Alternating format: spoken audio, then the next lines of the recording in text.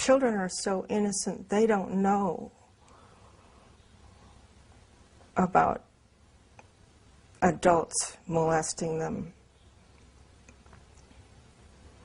Their world to them is safe until somebody shows them differently.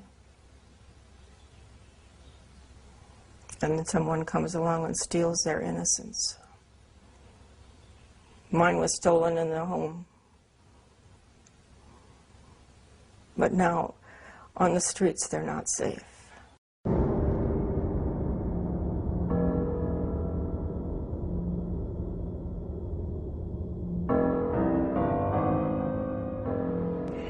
How old were you when you met Dr. Alfred Kinsiјu? It was probably in 1943 or so. I didn't know who he was. All I knew was that my dad was very excited about taking me there for an interview. You ask, what would the American public say if they actually understood the background to what became the sexual revolution, a sexual psychopath? Do you ever remember your father molesting you with a stopwatch? Yes. If the American public knew that Kinsiјu worked with a Nazi pedophile and encouraged his rapes of children and possibly even and eventually the murder of this one little girl. You and I are going to be doing some experiments. This man was the singularly most important individual in the decriminalization of every single law that we had ever had that protected women and children.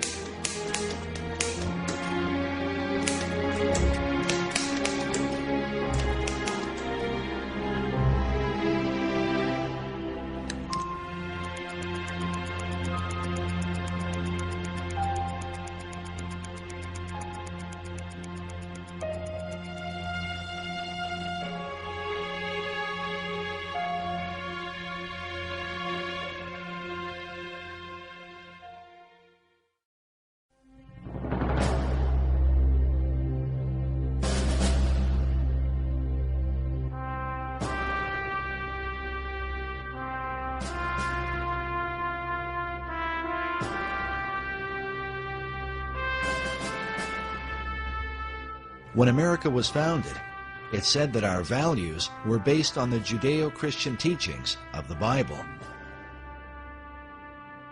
Andrew Jackson once said, "That book is the rock on which our republic rests." But through the 20th century, the view of America as a Christian nation has been hotly debated. Whatever we once were, we are no longer a Christian nation. This nation was founded primarily on Christian principles. Which claim should Americans believe? And by what standard do we determine the moral compass for what is right and wrong in our society? George Washington, in his inaugural address of 1789, said, "The propitious smiles of heaven cannot be expected on a nation that disregards the eternal rules of order and right, which heaven itself has ordained." Among our once traditional values was the protection of women and children, once considered a sacred duty among all men. But now, under the guise of so-called liberty, the care of our most vulnerable has been compromised. We can only wonder what the father of our country might say if he could see what is happening to the children of America today and the reasons behind it.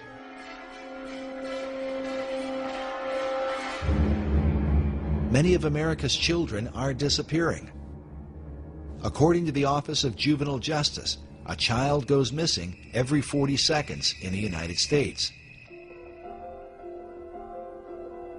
While many of these children are recovered, it is estimated that more than 58,000 of them are abducted by non-family members each year. Parents are continually in fear for their child's safety, even in front of their own home. Predators seem to roam the streets of America like never before, searching for prey to carry out their unthinkable desires. Many of our laws are named after raped and murdered children, whose memories echo through our courts crying for justice. But still, the problem only seems to get worse. And we also see in a lot of these kidnapping and death cases recently by sex offenders that your child can be lost in just an instant. The faces of children who have been lost continue to haunt us as a society, while watching their parents grieve has become part of a national nightmare. Meanwhile, the images of the sex offenders, the men responsible for these horrors, fills us with fear and loathing. And if a child survives their abuse, they often lead troubled lives, haunted by the memory of what they've endured.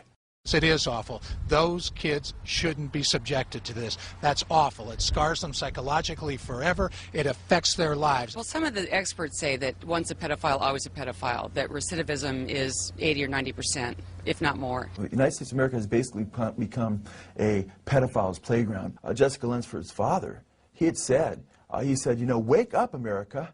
Your child could be next.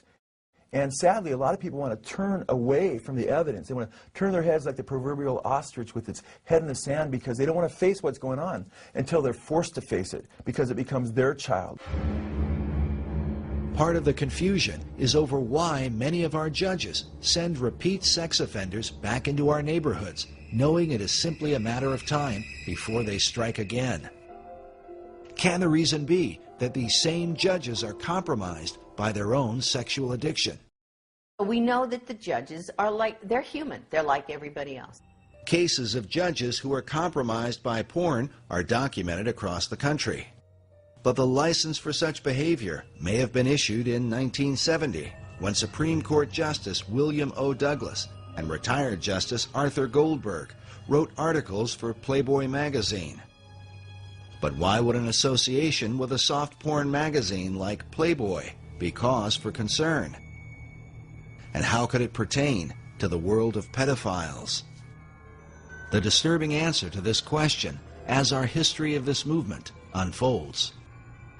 In 1990, the American Bar Association reported that 80% of convicted child molesters plea bargain and serve no prison time. This statistic undoubtedly put known pedophiles back on the streets in record numbers. But this was a few years prior to the widespread use of the internet, where the most extreme forms of sexual perversion, and especially child pornography, have become a major factor in conditioning the next generation of sexual predators. In 2006, the law firm of Estee and Bomberger reported that the number of victims of childhood sexual abuse and molestation grows each year. This horrific crime is directly tied to the growth of pornography on the internet. They went on to say that research reveals that 77% of child molesters of boys and 87% of child molesters of girls admitted imitating the sexual behavior they had seen in pornography they had watched. Basically, people that watch porn act it out. And so with the pedophilia, sure, people are going to see it and they're going to act it out.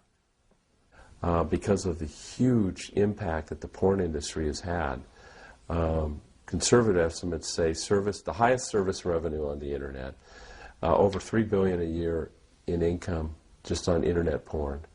And those are very conservative figures. I'm sure they're much higher, with between 500 and 700 new sites coming on a day on the internet. The increase in child sexual abuse cannot be denied.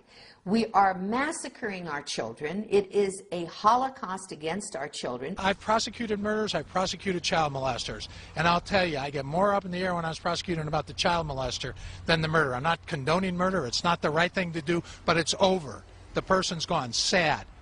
But that poor little boy or girl, they're messed up for life. I mean, they're going to be carrying that baggage forever, and we as a society better start addressing that. Researchers argue that America's current problem with sexual predators is the fallout from the sexual revolution, a movement said to be inspired by the late Alfredu Kinsiјu and his famous Kinsey reports, first published in 1948. According to the conservative organization Human Events, the Kinsey report is listed among the top 10 most harmful books of the 19th and 20th centuries. Number 1 on their list was the Communist Manifesto that inspired the deaths of more than 100 million people in the 20th century alone. Adolf Hitler's Mein Kampf that helped to bring about the Holocaust was listed at number 2, while the quotations from Chairman Mao, who founded Communist China, was number 3. At number 4, as the first American title on the list, was the Kinsey Reports. Sexual behavior in the human male, followed by sexual behavior in the human female, which, when first released, was likened to dropping an atom bomb on American society. In 1989, a report from the National Research Council published a statement that American society can be divided into 2 categories, the pre-Kinsey and post-Kinsey eras. How could one man's influence come to define our culture and produce what some consider the most harmful book in American history? It would find its way into every aspect of our decision-making in our lives. Dr. Judith Reisman is renowned for her expertise on the damaging influence of pornography. She has testified repeatedly before the U.S. Congress. Her research has been used by the FBI and by governments throughout the Western world when determining their policies on obscenity. She is author of the book, Kinsey, Crimes and Consequences, in which she details the devastating impact of Alfred Kinsey in America, an influence she believes is behind the growing number of sexual predators who seem to come from all walks of life. Teachers, doctors, lawyers, judges, people are being caught right and left, sacrificing their lives and their families' lives to their addictions to child pornography. How do you think it happened?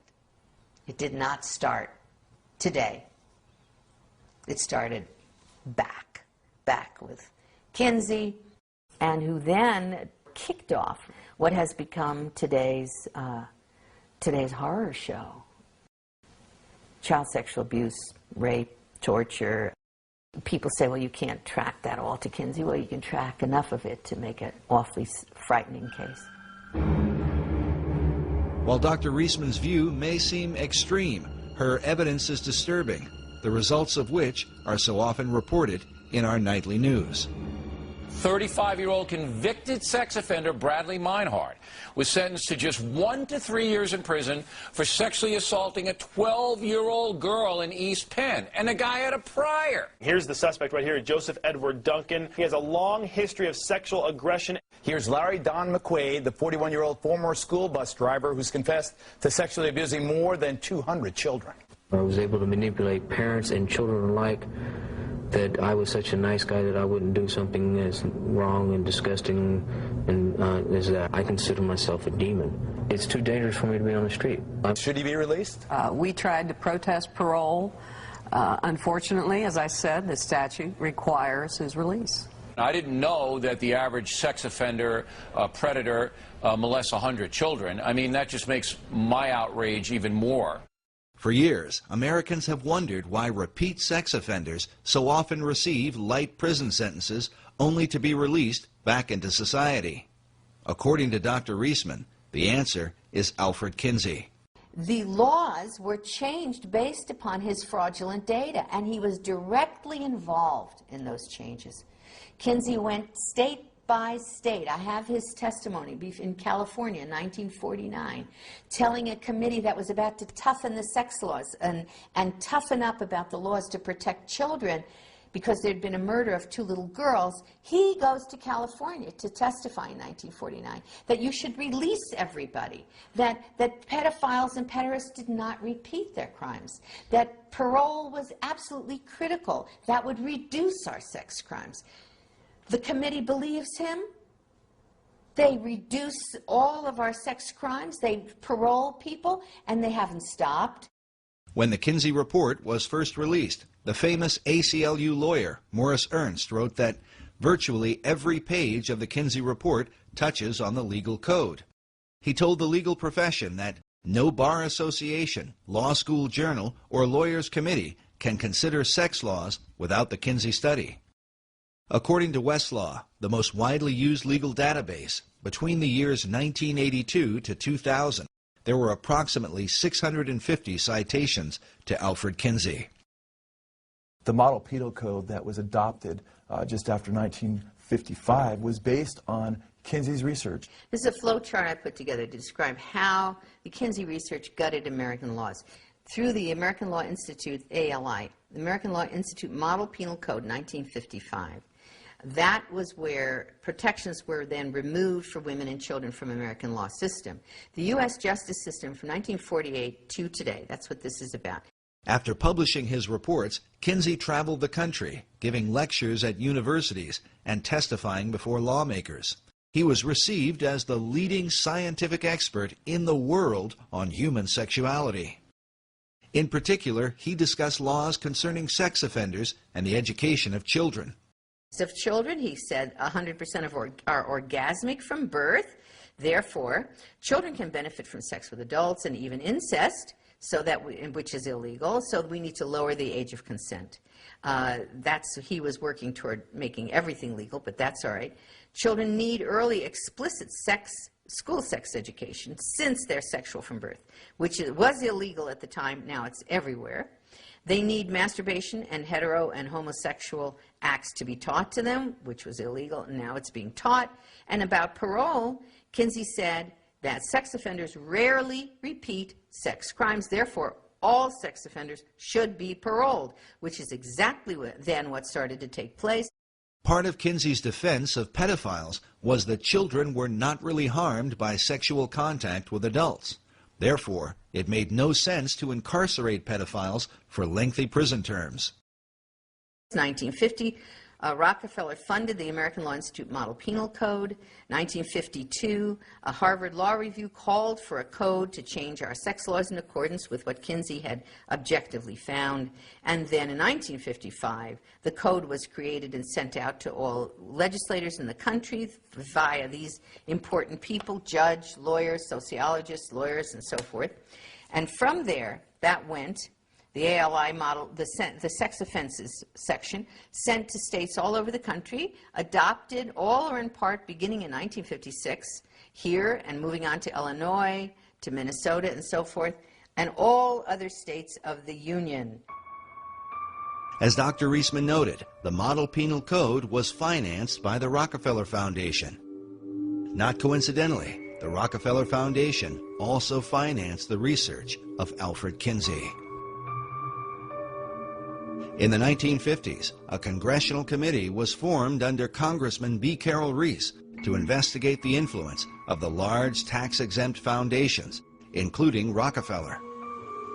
There was a huge concern at the time, in the 1950s, that the foundations were now being run by people with a strikingly strident a libertarian or liberal agenda which resisted and resented the Judeo-Christian way of life.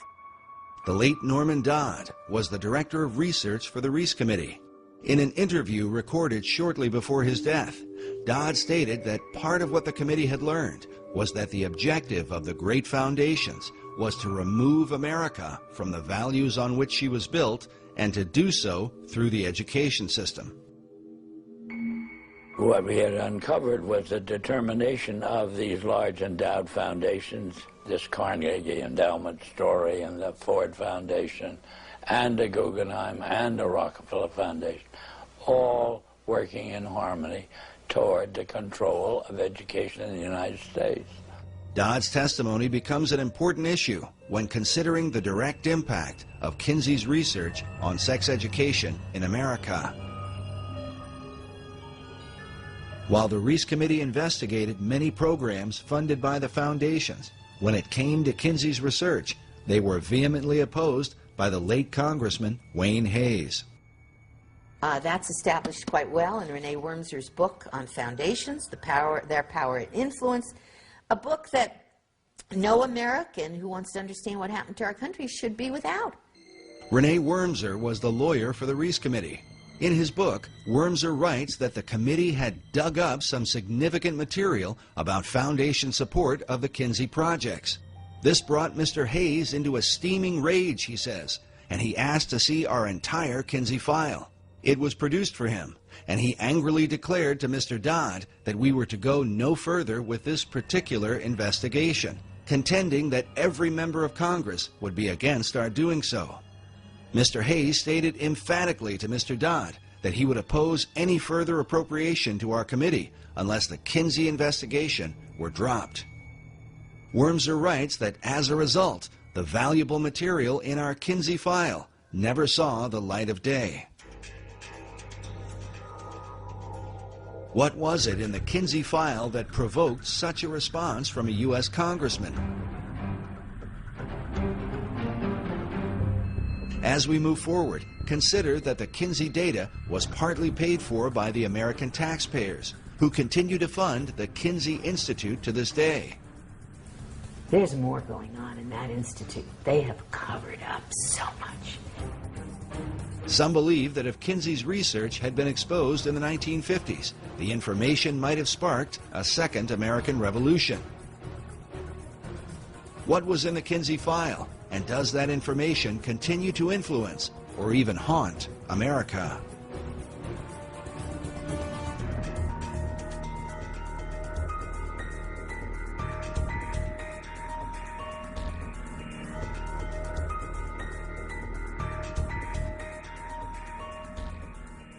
Through the 1930s and 40s, Alfred Kinsey conducted thousands of interviews with both men and women, taking, as he called it, their sexual histories. The purpose of his study was to discover the sexual behavior of the average man and woman in America at the time. Kinsey was a professor at the University of Indiana in Bloomington.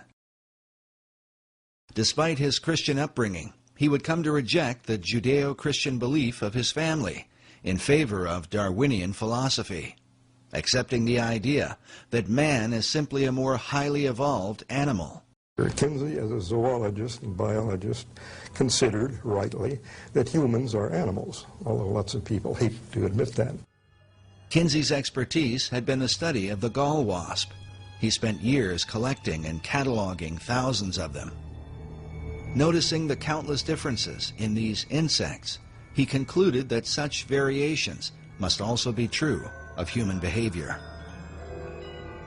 Upon interviewing thousands of volunteer subjects, Kinsey not only recorded data, but drew certain conclusions about the sexual behavior of men, women, and children.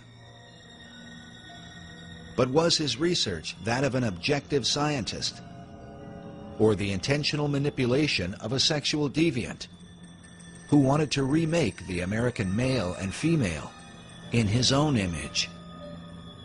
Kinsey has legitimized the free sex revolution, and he did it through academia. But what's interesting, according to research that's been done on this gentleman, this guy was a pervert himself. Kinsey's critics claimed that his real motive was not science, but a social agenda to change the morality of America, something admitted by Kinsey biographer Jonathan Gaythorne Hardy. It's abundantly clear as you go into it that there was a very large social agenda. He didn't just want a greater tolerance and sanity from understanding the facts of sex. He thought it was quite monstrous the way homosexuals were regarded. In general, there was a very powerful social agenda, which is perfectly plain when you read the book, from the polemic right the way through it, and was perfectly plain at the time to the people who worked with him. When the Kinsey reports were published, they shocked the country, because the behavior that Kinsey described did not at all represent what most Americans believed about their own sexuality. Consider that Kinsey was documenting the behavior of the World War II era, those that Tom Brokaw called the greatest generation. Among Kinsey's more controversial claims is the idea that 10% of American men were fully homosexual for at least 3 years of their life, while 37% of American men had engaged in homosexual contact to the point of orgasm at least once in their lives. Later studies would place those numbers much lower, with only 1% of men in the U.S. claiming to be homosexual, while only 2 to 3% admitted to some kind of homosexual activity in their lifetime. Nevertheless, Kinsey's data was seized upon by men like Harry Hay, who read the Kinsey reports, left his wife and children, and went on to found the gay rights revolution that began in the 1960s. To this day, the gay rights movement is largely based on Kinsey's data. Kinsey also reported high levels of premarital sex, claiming that 69% of American men had visited prostitutes and that 50% of married men were guilty of adultery.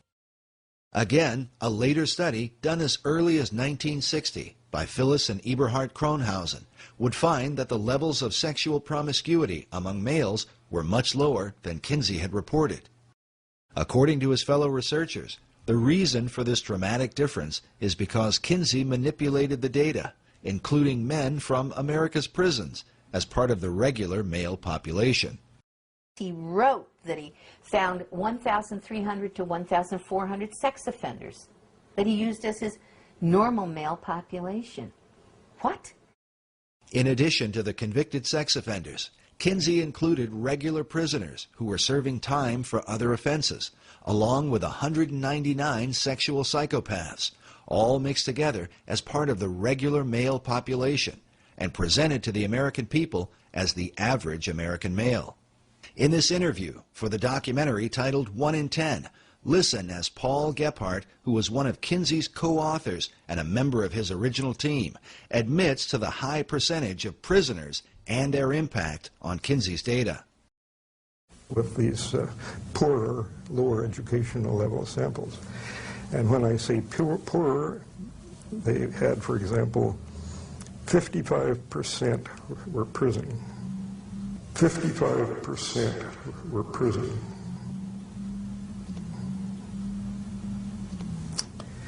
And I think that has a definite effect.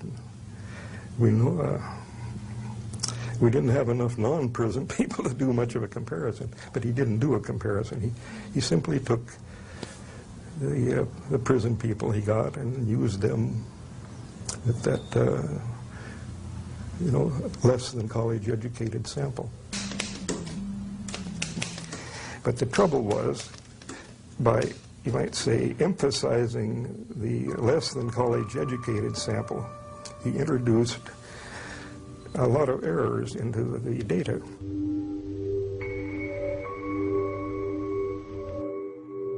With America's prison population presented as the average male, is it any wonder that laws would be changed to accommodate sexual predators while failing to protect women and children? To create high levels of homosexual activity, Kinsey also went into Chicago's underground, into gay bars and homosexual bathhouses, and incorporated the radically gay population into his regular male data, along with bootleggers, gamblers, male prostitutes, ne'er-do-wells, pimps, thieves, and hold-up men, all this according to his own report. Kinsey used similar tactics to redefine the average American female. They use this picture all the time to try and show the American public that they were interviewing average American women, all right?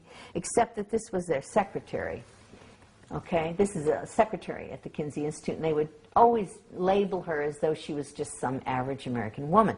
Sometimes they put Kinsey in the picture interviewing her, and sometimes they put him. And now, after I exposed that in one of my books, the Kinsey Institute has now admitted on its website, you know, they give the name of her so it doesn't look as though they're trying to phony the thing. To create high levels of female promiscuity among American wives, Kinsey redefined married women to include any woman that had lived with a man for at least a year, a broad description that could include prostitutes who had lived with their pimps. In fact, prostitutes were a subculture that Kinsey specifically sought out, mixing them in with the regular female population. As a result, Kinsey's report stated that some 50% of American women engaged in premarital sex, while 26% of married women were supposedly involved in adultery. Kinsey went on to report that an incredible 87% of unmarried women were having abortions, while 25% of married wives were also aborting. It was these high percentages, shocking even by today's standards, that would help to legalize abortion in the years that would follow. For decades, Dr. Judith Reisman has argued against what is often referred to as Kinsey's junk science because of its dramatic and devastating impact on American law and society. Corrections starts to enact all of this into corrections decisions. In the legal profession and law schools, now Kinsey would be taught as part of the legal structure via the American Law Institute Model Penal Code. That ferrets out into the private and public education, becomes our sex education, is in our American Law Review journals. It's found in parole through corrections, state and local, and criminal, civil, family, and juvenile justice. And expert witnesses then from the sex world begin to inform this whole structure. Ladies and gentlemen, we have had a real dirty deal. We have, as that FBI agent said to me, the head of the FBI Behavioral Science Unit, after he saw my work on Kinsey and on Playboy, he said to his sons, "Guys, we have been conned." Dr. Reisman is not alone in her conclusions, nor was she the first to discover these things. As Reese Committee lawyer Renee Wormser states in his book, the much publicized Kinsey studies base an advocacy of criminal and social reform on the very unscientific material which Dr. Kinsey had collected. Wormser went on to cite psychiatric historian Albert Deutsch, who said of the Kinsey reports that so startling are its revelations, so contrary to what civilized man has been taught, that they would be unbelievable but for the impressive weight of the scientific agencies backing the survey. Wormser comments saying, "Note how impressive is the word scientific and how false." But he goes on to suggest even more, revealing that, according to the Reese Committee, the postmodern thinking in America today is no mere accident, but has been intentionally created by the elite foundations as part of a greater agenda, one in which the work of Kinsey plays no small part. The Reese Committee wrote that it seems to this committee that there is a strong tendency on the part of many of the social scientists whose research is favored by the major foundations toward the concept that there are no absolutes, that everything, including basic moral law, is subject to change, however fundamental it may have been deemed to be under our Judeo-Christian moral system. The puerile doctrine that change is always necessary has led many of these scientists to believe that there are no longer any inalienable rights. They deem themselves justified, with the support of foundation grants, to label their prejudices as truth and to experiment with society.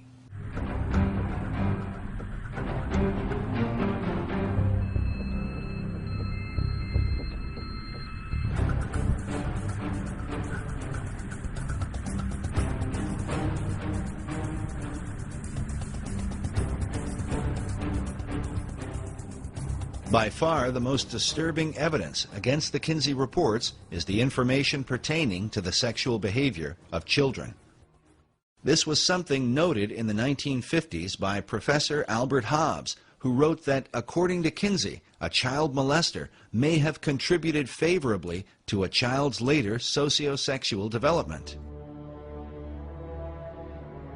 The child sexual data was more fully exposed by Dr. Judith Reisman in the 1980s, who brought the even more disturbing allegation that Kinsey had trained multiple pedophiles to molest children while using stopwatches to record so-called scientific data. This man, this Kinsey, had been responsible for the rapes and tortures of hundreds, actually it looks like thousands of children. Needless to say, the Kinsey Institute today denies Dr. Reisman's allegations. They maintain that all of the child sexual data came from one man, who just happened to keep detailed scientific records of his encounters with children. This lone pedophile theory was developed by Dr. John Bancroft, who became the director of the Kinsey Institute in 1995.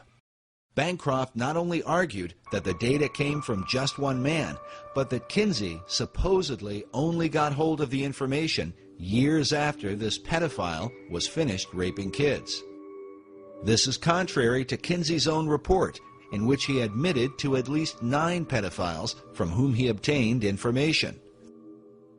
But in this 1995 interview on Canadian television, Dr. Bancroft says that Kinsey only referred to 3 or 4 pedophiles, and then insists that in reality it was only 1. When questioned about the obvious inconsistency, Bancroft's argument is that Kinsey simply lied about his research. Listen now as this Canadian journalist seems to get uncomfortable during the interview. Did he make it clear in the report that the conclusions on the sexual capacity of 317 children were based solely on the evidence of 1 sexual criminal? No, he suggested that it may have been from 3 or 4. I don't think that is a particularly important difference. Kinsey... But isn't that conspicuously misleading? I think he was misleading. I think that he I'm sorry, you don't think he policy... was misleading? Forgive me?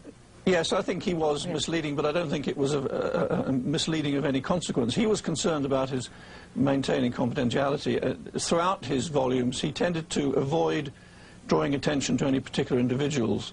It's not significant that the conclusions of a study on the sexual responses of children come solely from a man who really has who's a deviant? Doesn't he have a skewed perception of child sexuality? Well, that was just one type of evidence. Next, the journalist asks why it took so long to discover that the information came from a single pedophile, rather than multiple pedophiles, as Kinsey had reported. Bancroft's only answer is to say that he worked it out once he became the Kinsey Institute director. Why did it take so long to set the record straight? Well, when I got to the Kinsey Institute and these accusations were continuing, some people were expressing, some otherwise reasonable people were beginning to worry about these accusations and saying, well, now, how is it that if he's got information from 3 or 4 men, he can standardize it in such a way that it goes into a table unless somehow or other he's trained these men to make these observations. People were beginning to express that concern, therefore I decided to look more closely at the source of information, and that's when I realized that actually, as far as those tables were concerned, the information all came from this one man who had been collecting this information in an extraordinarily methodical way throughout his life since about 1917. And you knew of this for how long? That it was that Kinsey was misleading in this? I worked out that there was one man involved soon after I came to the Kinsey Institute, and shortly after that we issued a press statement from Indiana University making this point clear. So, I'm sorry. That was at the beginning of September. What the criticism is also, and it's significant, is that Alfred Kinsey was guilty of academic dishonesty, and if the Institute if the Institute would have been more forthright, the people from the political and religious right wouldn't have the kind of ammunition that they now have to try to not only discredit Kinsey, but the teaching of sex education in schools. There is no reason to say that Kinsey has been dishonest. He probably had a good reason for obscuring whether it was 1 or 3 men. That is a minor detail. The minor detail of Kinsey's data may have had a major impact on America's children, especially when one considers that now, decades later, 1 in 4 teenage girls are currently infected with some kind of sexually transmitted disease. And according to the White House Office of National AIDS Policy, in the U.S., it is estimated that 2 young people, aged 13 to 25, are infected with HIV each hour. Is this the devastating fruit of Kinsey's sexual revolution? Furthermore, should Americans trust information about child sexuality from child molesters who were raping kids? As Dr. Bancroft has admitted, Kinsey's pedophile data directly impacts sex education in America. The specific findings about these children are totally irrelevant to modern sex education. But where did Kinsey get his information? Did it really come from just one man? The allegedly lone pedophile that Bancroft and the Kinsey Institute point to was known as Mr. Green in Kinsey's research. His real name was Rex King, a man who kept written diaries in which he claimed to have molested more than 800 children. Like most pedophiles, King was never caught and never served a day in prison. The Kinsey Institute usually presents King as a man who simply kept meticulous records and mysteriously came into contact with Kinsey. This same idea was presented in the Hollywood film Kinsey, starring Liam Neeson. But what Kinsey supporters do not reveal is that Mr. Green had been personally trained by Kinsey's mentor, Dr. Robert Dickinson.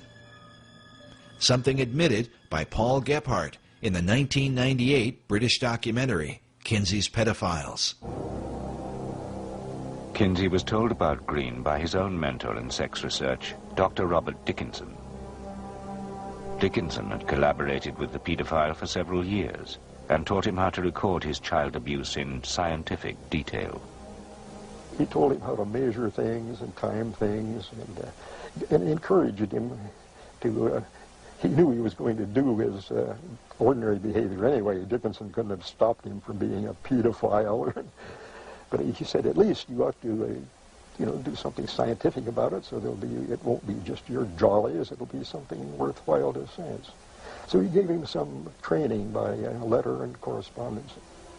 Gephardt has also admitted that Mr. Green's child abuse data played an important role in the Kinsey Report's view of child sexuality. Gephardt said, Green contributed a fair amount to our knowledge and medicine's knowledge of sexuality in children. We made our point that children are sexual from birth. But the sexuality of these children was determined because, according to Kinsey's interpretation, the children supposedly enjoyed the molestation while it occurred. If we're talking here about science, you do not ask a rapist if his rape victim enjoyed the rape, and then translate that to the American public as science. Well, nobody minds being raped. They all enjoy it. We asked these experts, and the experts have told us. The experts were the rapists. Dr. Clarence Tripp, one of Kinsey's original team members, offered this comment on Green's molestation of children. Well, here's this man with hundreds of contacts. There was never a charge against him. He was never arrested for anything. All the children thought he was wonderful. All the mothers thought he was wonderful. There are two, I suppose, lest you get contradicted, there are two instances in which a young boy or girl, I guess it was, I don't remember, didn't complain. They agreed to the sexual contact, but then they found it very painful and yelled out when it actually took place. This was because they were very young and had small genitalia, and Green was a grown man with enormous genitalia, and there was a fit problem. The idea that the children enjoyed being molested by Mr. Green is shocking enough, but the suggestion becomes even more appalling with the testimony of Jonathan Gaythorne Hardy, a Kinsey biographer who is one of the few people who have been allowed to view Kinsey's private records. Speaking about their practice of keeping files secret, Hardy said, "The Kinsey Institute is nervous people will read the journals. Rex King described having sex with this little girl, this little boy. I think the Kinsey Institute felt right-wing figures would pluck out things. I think they are right to keep them under cover. There are descriptions of King buggering boys nigh on 13 who doesn't enjoy it. I mean, it's quite sort of harsh stuff, some of it." But the most disturbing evidence comes from Kinsey's so-called scientific tables, wherein he describes the sexual responses of young children. When I was reading Kinsey's book in the first place, and I looked at the tables, table 30, 31, 32, 33, 34, and these were tables with ages of children on the left-hand side, and then orgasm in one panel, and timed orgasm, time of orgasm in the next one. In Kinsey's tables 31 through 34, he documented the timed orgasms of children as young as 2 months old, recording their responses down to the 10th of a second. The findings are so extreme that one child, a 4-year-old, is said to have had 26 orgasms within a 24-hour period. For Dr. Reisman, the obvious question was, where did Kinsey get such information? And I looked at those charts and graphs. I can't tell you how long it took me to try to process what I was seeing. I said, this is the torture of children. At the base of Table 31, Kinsey tells us that the data is based on actual observation of 317 males. Then on page 177 of the male volume, Kinsey writes, orgasm is in our records for a female babe of 4 months. But how would anyone recognize such a response in a young child? Kinsey wrote that among pre-adolescent boys and among younger females, orgasm is not so readily recognized, partly because of the lack of ejaculate. And so I said, what did this man, this Kinsey, call an orgasm? Right, I mean, it's an obvious question, isn't it? I mean, first of all, this was not possible, but second of all, what did he call? Well, I saw he documented it on page 160 and 161 in Kinsey's book, Sexual Behavior in the Human Male. He described specifically what he called an orgasm amongst these children. Kinsey defined orgasm for pre-adolescent children with the following description: a gradual and sometimes prolonged build-up to orgasm, which involves still more violent convulsions of the whole body, heavy breathing, groaning, sobbing, or more violent cries, sometimes with an abundance of tears, especially among younger children. And he said there were 6 categories. He called them 6 categories of orgasm, and he had category 1, 2, 3, 4, 5, and 6. And included in these categories of what he called an orgasm were screaming, writhing in pain, hysterics, especially among younger children. He put that in parentheses, especially among younger children, parentheses. He said that the children had convulsions. Those were his words. He said they fainted. He said they struck the partner. He called it the partner. This is the man who's raping the child. Okay. They struck the partner and tried to get away. And he said that those were all examples for him, of orgasm. Kinsey made it clear that this data was supplied by adult observers, who were defined as pedophiles by Kinsey's own team members, as you will hear later on. Kinsey wrote, some males suffer excruciating pain and may scream. The males in the present group, by which he meant pre-adolescent boys, become similarly hypersensitive before the arrival of actual orgasm, will fight away from the partner, and may make violent attempts to avoid climax, although, he said, they derive definite pleasure from the situation. Kinsey biographer James H. Jones was a 1998 Pulitzer Prize finalist for his biography on Kinsey. In the Yorkshire documentary, Jones had this to say about Kinsey's description of child orgasm. If you read those words, what he's talking about is kids who are screaming, kids who are protesting in every way they can the fact that their bodies, that their persons are being violated. At that point, reading that, I said, the only person who could write that would be, number one, a pedophile or a pederast, because these were boys. It was homosexual abuse of boys. And a sadomasochist. That is, the only human being in the world who could call an orgasm something that involved people throwing up, I mean, having convulsions, fainting, screaming, crying. The only person who could do that is someone who experienced that themselves. And that had to be a sadomasochist. And the only person who could apply their sadomasochism to an infant and a child would be a pederast, a rapist. And that's what Kinsey did in that book. Kinsey's own sadomasochistic tendencies have been documented by a number of biographers. James Jones revealed that Kinsey once climbed into a bathtub and circumcised himself with a pocket knife without the benefit of anesthesia. Another account of Kinsey's extreme self-abuse came about when his research was under investigation. Jones reports that after the Rockefeller Foundation withdrew his funding, Kinsey went to a basement, tied one end of a rope to an exposed ceiling pipe and the other end around his scrotum, then stood on a chair and jumped off. The abuse that he inflicted on his organs, on his sexual organs, were very directly identified in his death. That was orchitis. That was a serious inflammation and disease that he inflicted upon himself that was basically involved in his final death. Now, the attempt to claim that Kinsey died of a heart attack is a perfectly reasonable thing to try to do.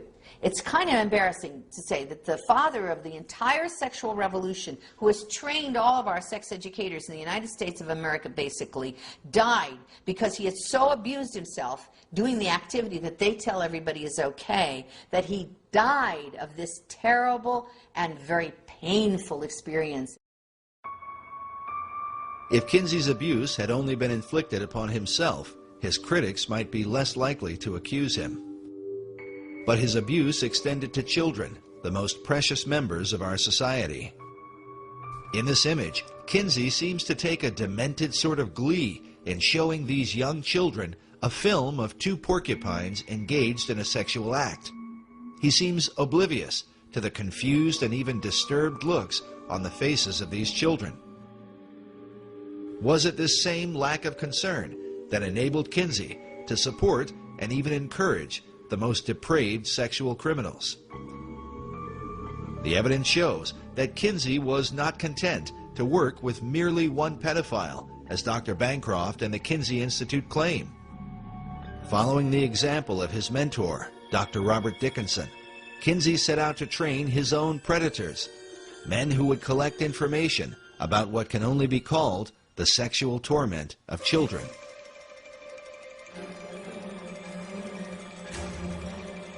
Dr. Clarence Tripp was Kinsey's photographer who filmed and photographed sex scenes in the attic of Kinsey's home in Bloomington, Indiana. In 1990, Tripp was interviewed on The Phil Donahue Show, along with Dr. Judith Reisman, who appeared to defend her first book exposing Kinsey.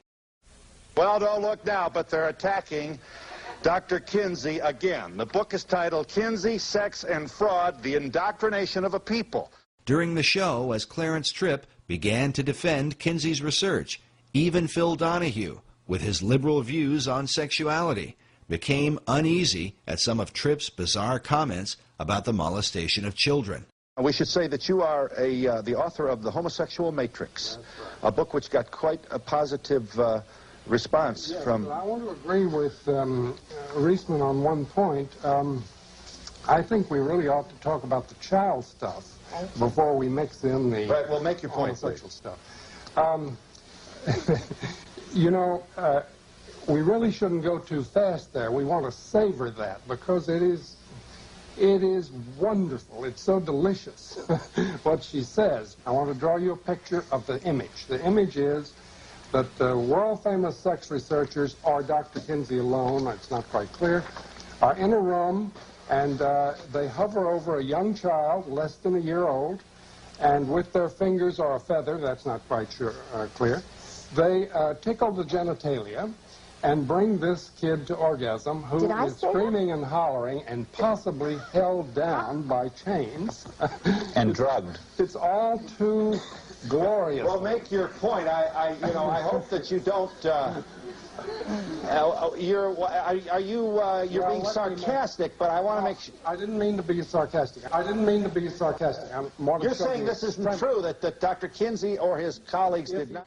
This is the man who was with me on Donahue saying, you got to stay with this. It's delicious what she says about what they were doing to the children. Dr. Reisman refused to go on Donahue unless he would agree to show Kinsey's tables, where the child sex abuse data is presented. Despite knowing about these tables, Donahue repeatedly insisted that no proof existed of child abuse in Kinsey's research. Nevertheless, he did show the data to his audience. Well, we're going to show. There. Now, What is the point? You what is tell your me point? What is the point. 5 months old. What is it? I can hardly read it. What's next to that?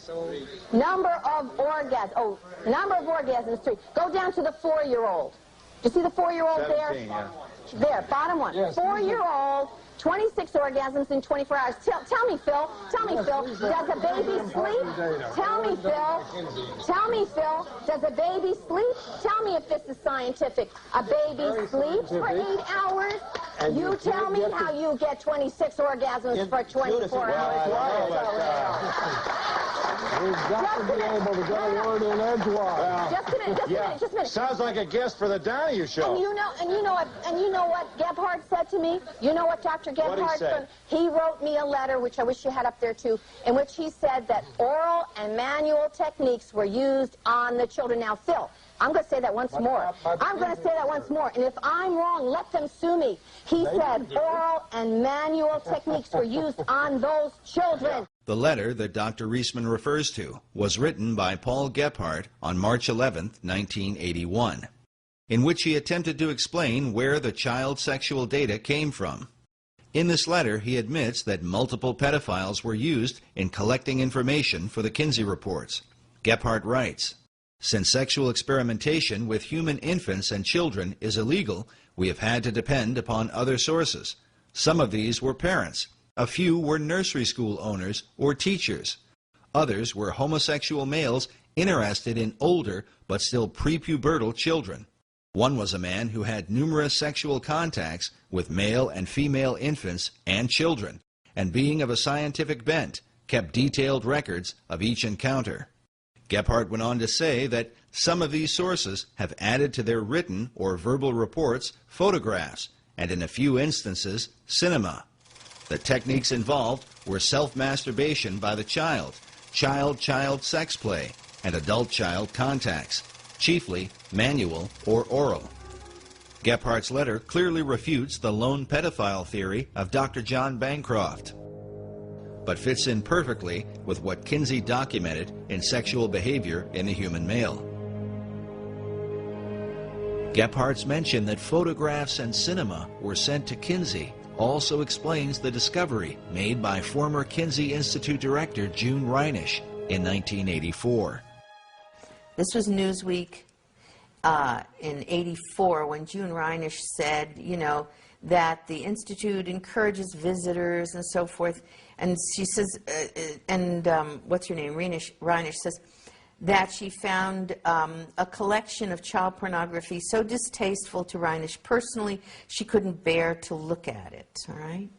Now, she's not asking where that child pornography came from, right? But some of it was... Now, she found this at the Kinsey Institute, yes. Yeah, at the Kinsey Institute. And John Bancroft, who wrote about Kinsey and supported Kinsey for years before he was hired as the head of the Kinsey Institute, right? Who's supposed to be an expert on Kinsey, which was why he was hired by the Kinsey Institute, now suddenly claims that everybody knew all along that these children were being raped by one pedophile. Well, he's the expert on Kinsey. Why didn't he ever write about it before he got hired? Why did he have to go into the Kinsey Institute to look into it if it's all laying out there? He knew that it wasn't a couple of pedophiles, which he said at one point. It wasn't one pedophile, which he said at another point. Kinsey said it was 9 pedophiles. That's what he wrote. And it certainly would have been at least 9, because we now know from Yorkshire Television that Kinsey was working with a group of pedophiles. There was also a pedophile organization in this country. They cooperated with us, and some of them who were not, of course, not incarcerated, they came and gave us information. Dr. Reisman believes the pedophile organization mentioned by Gebhardt may have been the nucleus for what would become NAMBLA, the North American Man-Boy Love Association. While child molestation is a crime in any circumstance, the members of NAMBLA claim that their intentions are out of love for the children they molest. Yet this cover of a NAMBLA bulletin, which they called their back-to-school issue, paints quite a different picture. It shows a frightened boy cornered by two adult men who are about to force him into sexual contact, and is more consistent with the information found in the Kinsiјu reports, that children are in fact being raped and tormented by the pedophiles who prey upon them. To this day, NAMBLA looks to Alfredu Kinsiјu as their inspiration, saying that gay liberationists in general, and boy lovers in particular, should know Kinsiјu's work and hold it dear. Implicit in Kinsiјu is the struggle we fight today. Well, there's a huge connection between Alfredu Kinsiјu and NAMBLA. In fact, NAMBLA has relied upon Kinsiјu's research for years. Kinsiјu tried to make pedophilia seem acceptable. Kinsiјu's argument was that it was society's reaction to pedophiles that caused the real trauma of child molestation. Members of NAMBLA will often refer to this quote from Sexual Behavior in the Human Female, where Kinsiјu wrote that, "When children are constantly warned by parents and teachers against contacts with adults, they are ready to become hysterical as soon as any older person approaches, or stops and speaks to them in the street, or fondles them." Some of the more experienced students of juvenile problems have come to believe that the emotional reactions of the parents, police officers, and other adults who discover that the child has had such a contact may disturb the child more seriously than the sexual contacts themselves. The current hysteria over sex offenders may very well have serious effects on the ability of many of these children to work out sexual adjustments some years later. In Kinsiјu's view, a lot of sex crime was really not crime at all.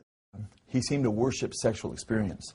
I mean, he had a 24/7 obsession with sex long before he attained the position at Indiana University.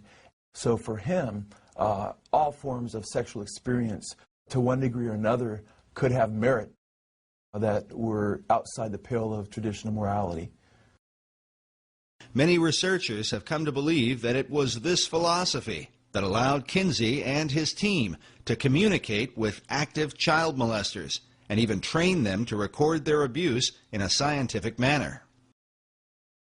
While the Kinsiјu Institute continues to deny this, further evidence is found from the testimony of Dr. Clarence Tripp on the Phil Donahue Show. Listen carefully as Tripp confirms that there were multiple pedophiles, not just one, and says that they were trained observers that used stopwatches. I'm going to say that once more, and if I'm wrong, let them sue me.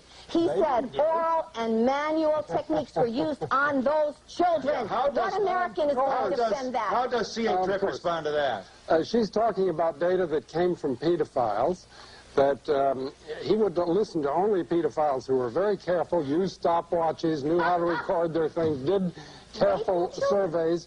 And these she resents very much, but they're very important. So he interviewed people who were known criminals. I assume, were they in prison at the time? Oh, certainly not. But they were, in her sense, criminals because they were pedophiles. But they were trained Oh, in her sense, observers. they were criminals because they were pedophiles. They're raping children and they're not criminals. You're going to defend Nobody that. was raping children. What they were do you doing... call sexually, manually, and orally abusing a baby, and you're a bloody pedophile? We also have an interview that was a phone interview that I have a copy of. It's in my book, between Gebhard and Dr. Muir, who was my editor, in which Gebhard admits that they told the pedophiles to use stopwatches. The interview Dr. Reisman refers to took place on November 2nd, 1992, between Dr. Gordon Muir and Paul Gebhard. Dr. Muir also appeared on the Donahue Show as the editor of the book, Kinsiјu, Sex and Fraud. On the show, he confronted Clarence Tripp. And you're telling me that Kinsiјu came across in an interview sample of 5,300 people, he found pedophiles who had stopwatches, just happened to have stopwatches, just happened to have all that data handy? Some 2 years later, in a phone interview, Dr. Muir would pursue a similar line of questioning with Paul Gebhard, one of the original co-authors of the Kinsiјu reports, who succeeded Alfredu Kinsiјu as the original director of the Kinsiјu Institute. Listen carefully how Gebhard admits that there were multiple pedophiles that he and Kinsiјu worked with, how they actually encouraged some of the adults to molest children, and that it was at the instruction of Kinsiјu and his team that they used stopwatches. Table 32. Yeah, the table's all right, but these all were done with stopwatches necessarily. It says below table 32, the legend says duration of stimulation before climax, observations timed with second hand or stopwatch. So second hand or stopwatch. Okay, well that's, you refreshed my memory. I had no idea that it was used on that many. Well, my question to you is this.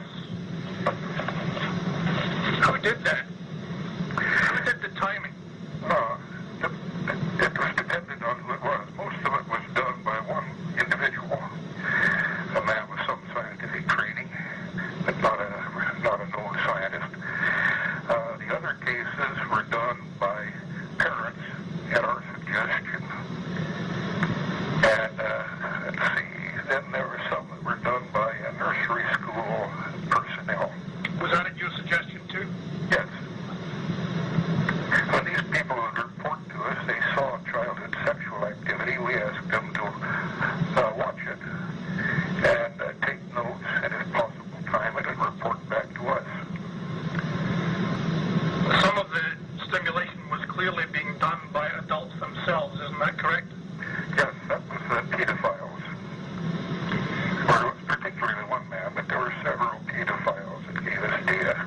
But since they were all doing the same thing and reporting on the same thing and taking the same measurements, it looks like it was organized ahead of time, is that right? No. No, we just simply asked anyone who had any data on childhood sexuality to tell us about it. Well, what about the cases then, which it says in the book, some of them were followed up for several years to make sure that true orgasm was involved. That looks like prospective planning there. Yeah, but not on our part. You mean pedophiles just took it upon themselves to do follow-up experiments to find out if true orgasms were involved? No. We had some. Try this again. At this stage of the interview, Gebhardt engages in a bit of wordplay, but listen carefully as Dr. Muir gets to the point with him. Once we ask people about giving us their observations, we would ask them later, too.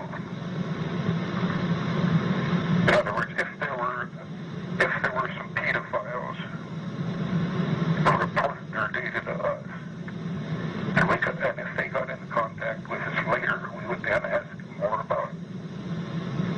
We follow up on by re-interviewing people occasionally.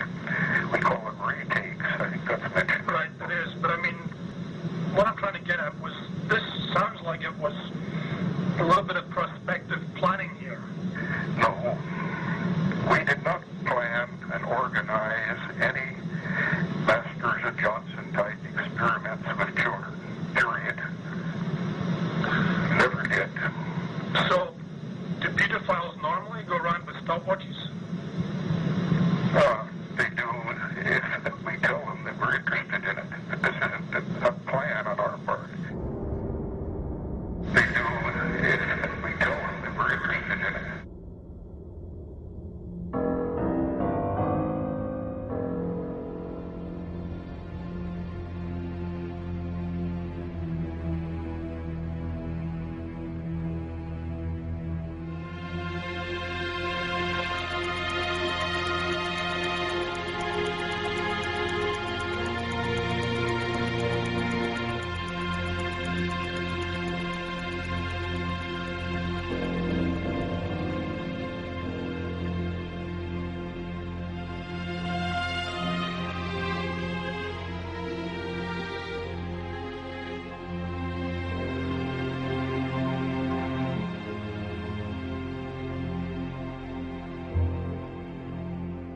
I want to know who these children are, how their parents were involved, and have we talked to those children now as adults? When I wrote to the Kinsey Institute and I asked What about these children? They just casually wrote me back. Gebhardt casually wrote me back that, well, we never had any follow-up on these children.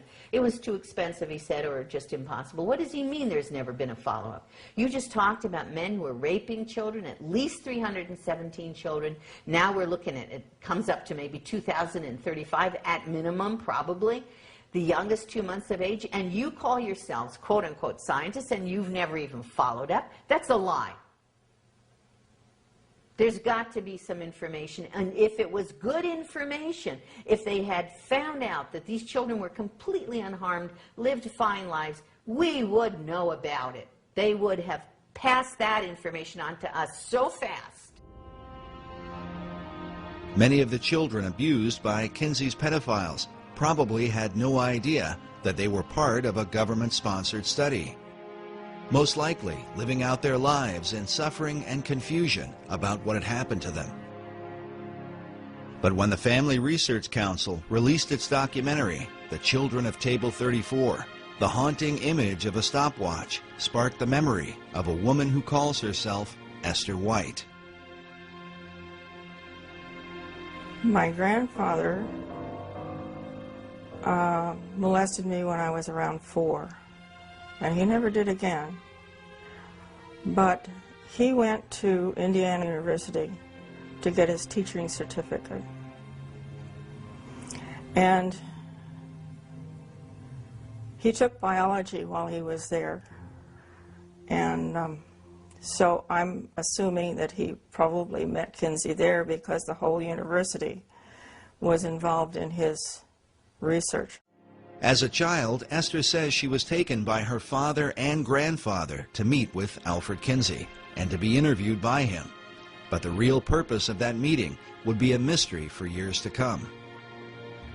I didn't really know, I didn't connect at all until I read Judith Reisman's writings. Especially when it came to the video that she did where they showed a stopwatch. And that was the key. I realized, yes, that was what was going on. Now in her 70s, her desire is to remain as anonymous as possible, out of consideration for her family. Esther White is her assumed name. How old were you when you met Dr. Alfred Kinsey? It was probably in 1943 or so, 43 or 44. I was born in 34. My father was very excited about taking me there to meet Dr. Kinsey. I didn't know who he was. All I knew was that my dad was very excited about taking me there for an interview. And he was instructing me that I was to be very nice to this man and answer him. He told me they would ask me about my family and whether I loved my family and so forth. So when we got there, it was at my grandfather's and great-grandmother's house. And Mr. Kinsey and his 2 colleagues were late in getting there because it was winter time.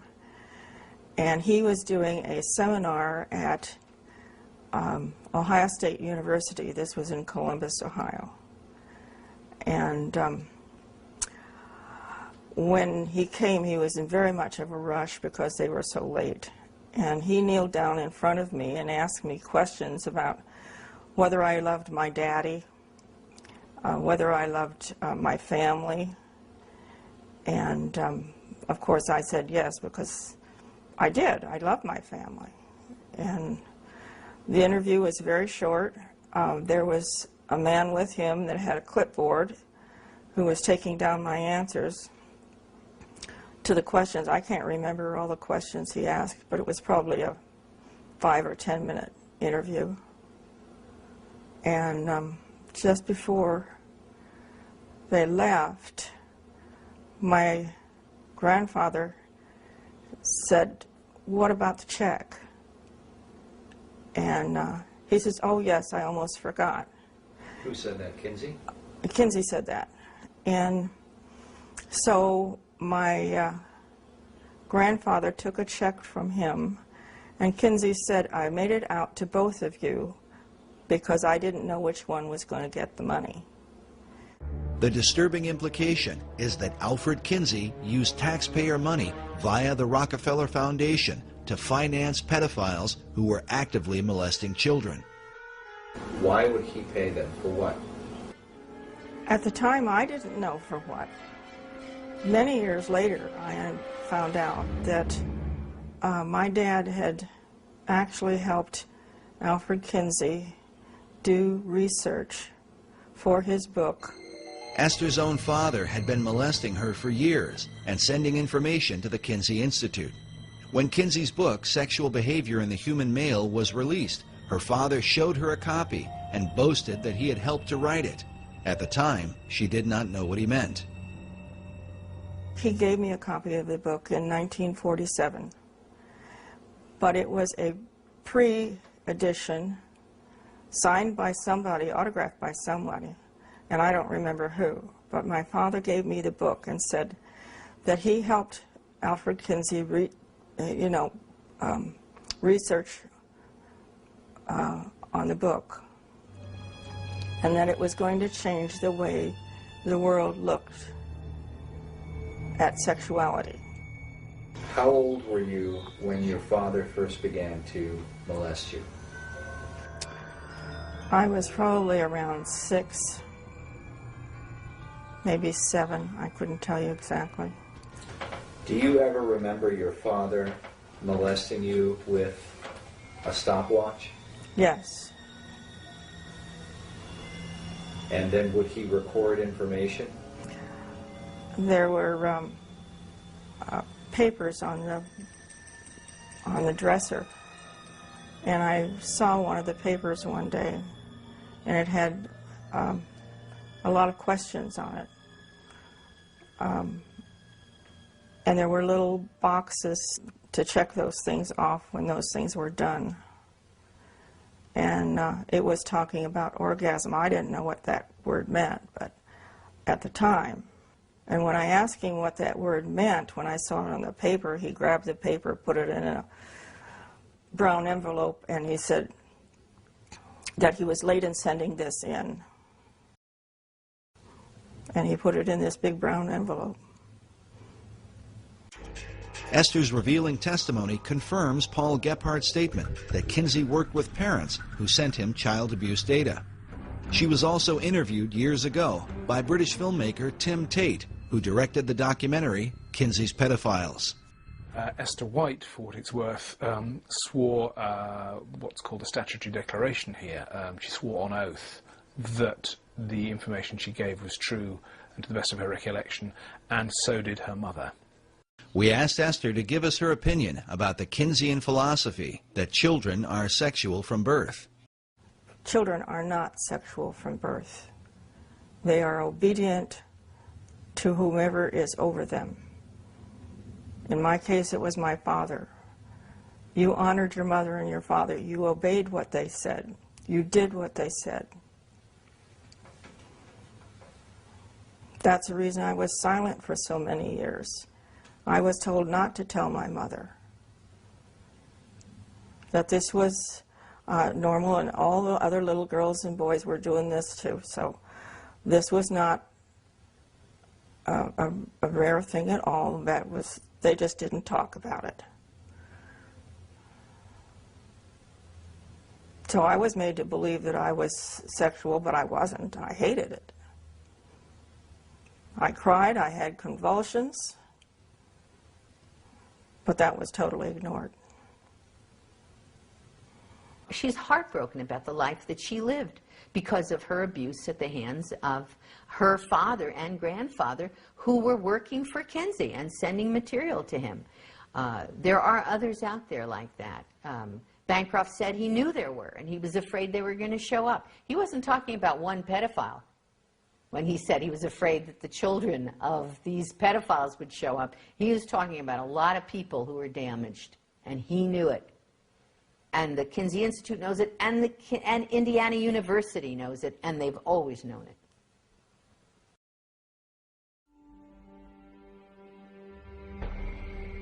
Kinsey would have done business with the devil if it helped her research, and this is true.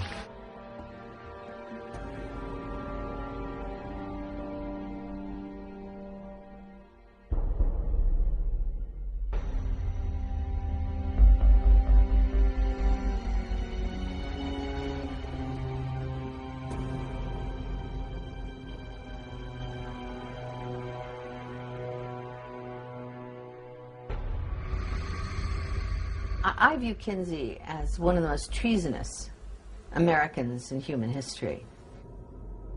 The charge of treason might sound a bit extreme, but the evidence shows that Kinsey's desire to document the most depraved sexual behavior led him to work with a man who seemed to personify evil itself, a Nazi pedophile named Dr. Fritz von Balusek. Dr. von Balusek was a Nazi officer, Gestapo member of the Gestapo, one of the original Nazis, by the way, joined the party very early. He was in charge of a Polish town, and he was a pedophile. Years after the war, von Balusek was arrested and put on trial for the murder of a 10-year-old girl who had been found naked and throttled on a piece of wasteland. The German authorities suspected von Balusek of the crime because the same girl had been listed among several hundred children he had raped, the details of which he had recorded in his pseudo-scientific diaries.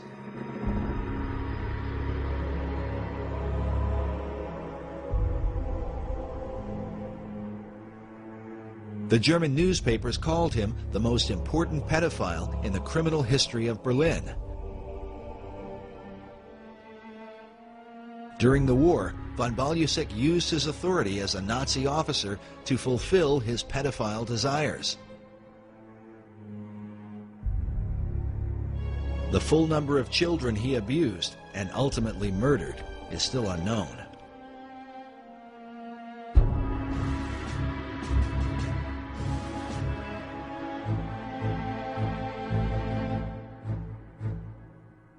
When he was arrested for rape of many children, but also possible murder of a little girl, all of the German newspapers spoke about this on the headlines.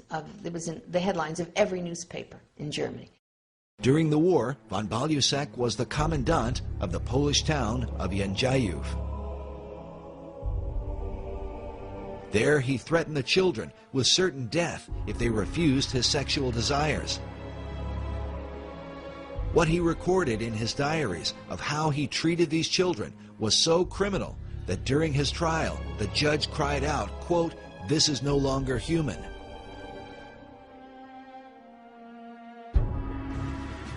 He had told the children that it was either the smokestacks or it was him. And it turned out that all the children ended up apparently in the smokestacks anyway. Post-World War II, he was highly placed in civic government, and he was arrested for this possible murder and being investigated. And in the process, they found that he had been corresponding extensively with Kinsey, that Dr. Kinsey had warned him to be aware and careful of the authorities so he shouldn't get caught. The German authorities learned that von Balusek and Kinsey had a working relationship, and that Dr. Kinsey was well aware of the vicious abuse the Nazi pedophile was inflicting upon innocent children. At his trial, the judge said to von Balusek, "I got the impression that you got to the children in order to impress Kinsey and to deliver him material." To which von Balusek replied, "Kinsey himself asked me for that." The German press was outraged, and the judge was outraged.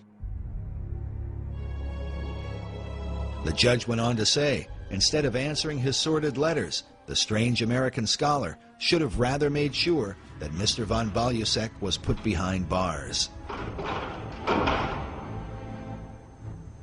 The German press reported that Kinsey's letters to the Nazi contained warnings to watch out or be careful of getting caught. They wrote that in his diaries, von Balusek stuck in the letters from the sex researcher Kinsey, in which he'd been encouraged to continue his research. He had also started relationships to expand his researches. One shivers to think of the lengths he went to.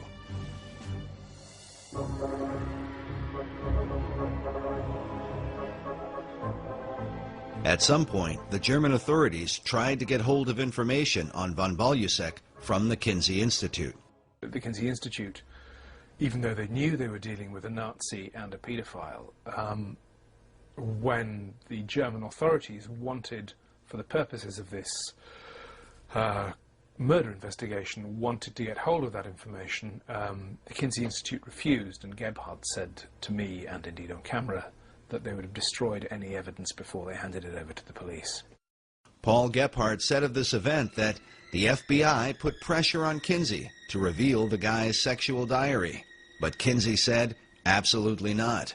Gebhardt went on to say the poor pedophile had his reputation destroyed, finally quit corresponding with us. While German media documented the story heavily, the American press, under the powerful influence of the tax-exempt foundations, gave almost no attention to the story, even though Kinsey's research, which had turned the country upside down, was almost certainly based in part on the sexual abuse done by a Nazi pedophile during the Second World War.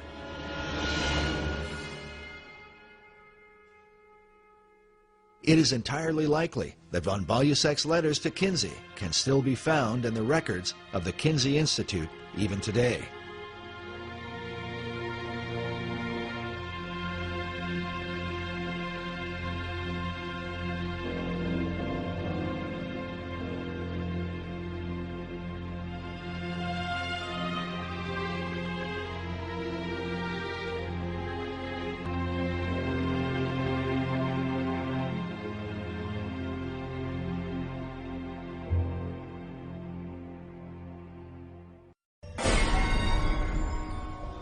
Kinsey's willingness to work with the devil at one point seemed to take on a very literal meaning.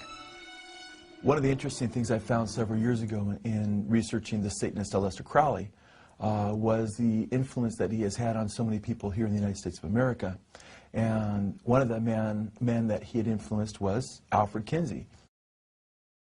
After publishing his male and female reports, Kinsey began to travel abroad and study sexuality in foreign countries.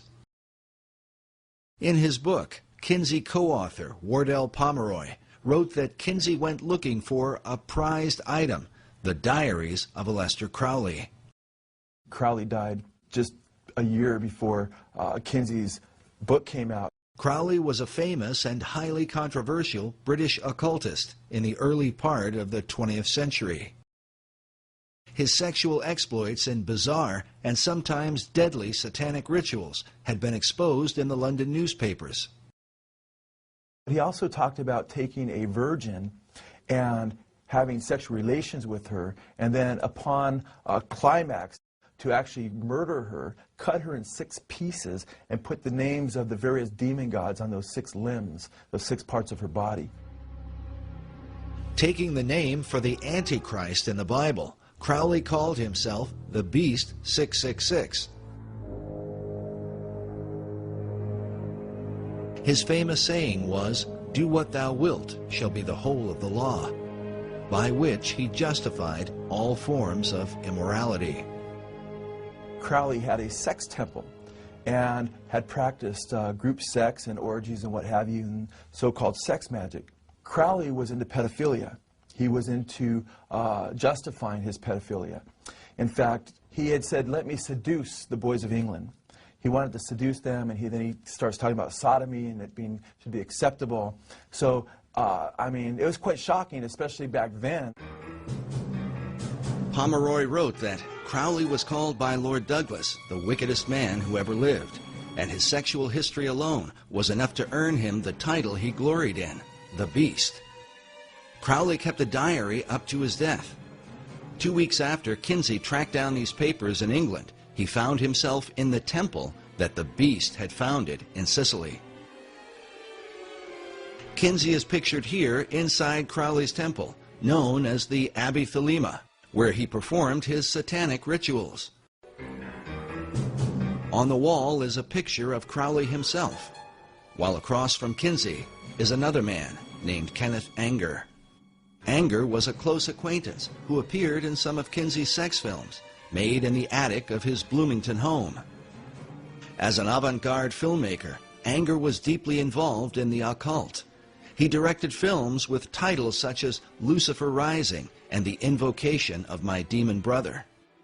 Kenneth Anger is a co-founder of Anton LaVey's Church of Satan, and Kenneth Anger also was, had a penchant for younger men, for sure. Bobby Beausoleil was his live-in boyfriend. That's the same Bobby Beausoleil that committed the first murder, killing Hinman for Charles Manson. That was his live-in boyfriend. He played Lucifer in one of his occult movies that extolled the virtues of Aleister Crowley's magic and what have you.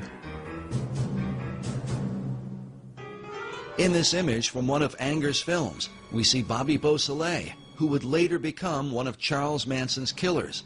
He's standing next to a doorway with Crowley's maxim, "Do what thou wilt," painted on the door. A phrase that certainly fit with Kinsey's own view of human sexuality. Pomeroy even admits that Kinsey loved Crowley's writings, including specifically mentioning some of his homosexual erotica. One of his books called White Stains. Kenneth Anger is quoted saying that Kinsey was obsessed with obtaining the Great Beast's day-to-day sex diaries. To obtain grant monies and maintain the support of the university, Kinsey needed the excuse of research to validate his 24 hours a day obsession with sex. However, Kinsey's battle cry of "do your best and let other people react as they will" seemed a variation on Crowley's "do what thou wilt" maxim. An older Kenneth Anger is pictured here, with the name Lucifer tattooed on his chest. So important was Anger's relationship with Kinsey that to this day, the Kinsey Institute Library features a Kenneth Anger collection with an archive of Anger's films as well as the correspondence between him and Alfred Kinsey. Should America be disturbed that the father of her sexual revolution, who changed American law and laid the foundation for sex education, had such associations? If America continues to be influenced by Kinsey, what will it mean for her future? What Kinsey discovered at Crowley's mysterious abbey might provide a clue. Pomeroy writes that Crowley's curious magnetism drew people from all over the world, who came and became his sexual slaves. Some of these women left their husbands to enter the temple. They held group orgies as part of their ritual and included in them the small children the women had brought. He further reveals that inside the abbey, Kinsey found paintings, life-sized representations of sexual activity, including children. Some have considered the possibility that Aleister Crowley was another of Kinsey's pedophiles who kept his diaries as part of Kinsey's sex research. I would be surprised if Kinsey was not, in fact, either paying or communicating with Crowley regarding his sex diaries, because Crowley was more open and more public with his sexual exploits than pretty much anybody of the time. He was known as the wickedest man on the earth long before Kinsey would have gone to him. He was far more accessible than, say, a Nazi officer in Germany to Kinsey, and as ugly as Crowley was to so many people, he wasn't nearly as known, or there wasn't the reputation that there was with the Nazis. And at the same time, Crowley could have used the money in the 1940s. He had, he wasn't as rich as he was. He had spent a lot of his money, so he would have been more open to that. And then to see that Kinsey was actually reading Crowley's stuff, we know that from Pomeroy. And it would be hard to believe that he wasn't already working with Crowley and encouraging Crowley to continue on with his sexual exploits. One way or another, the net effect is the same. Kinsey was fostering much of the same revolution that Crowley had begun over in England and was helping continue what Crowley hoped would take place in the United States of America.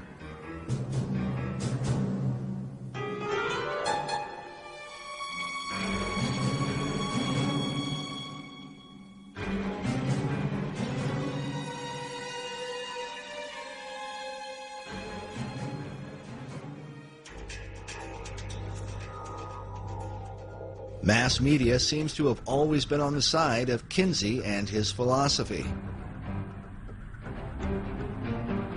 A philosophy carried out by Hugh Hefner in 1953 when he launched Playboy magazine. That same year, Kinsey released his K-bomb, Sexual Behavior in the Human Female, the second book in his report on human sexuality. Hefner made an immediate association between his soft porn magazine and Kinsey's research. I referred to it in the first introduction to the first issue. I called it the other great book that was coming out in 1953. Max Lerner, the historian and a good friend of mine, said that Kinsey was the researcher and I was the pamphleteer.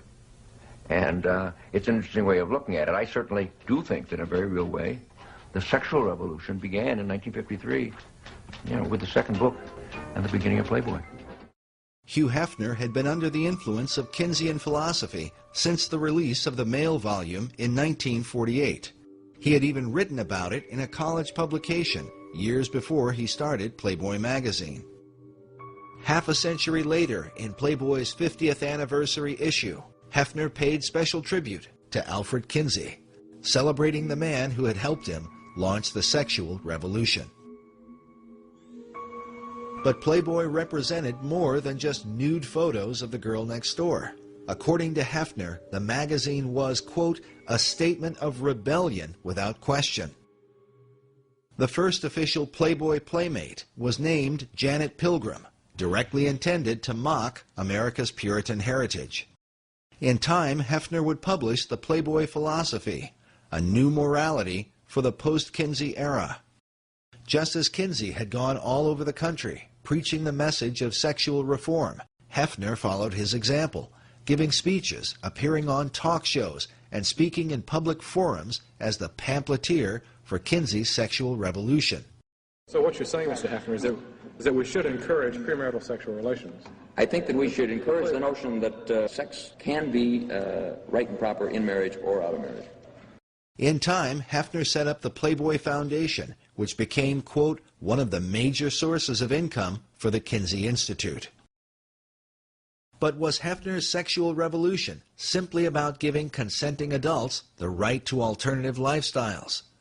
Or was there a hidden agenda within the pages of Playboy, one that would further the child sexual abuse also found in the Kinsey reports?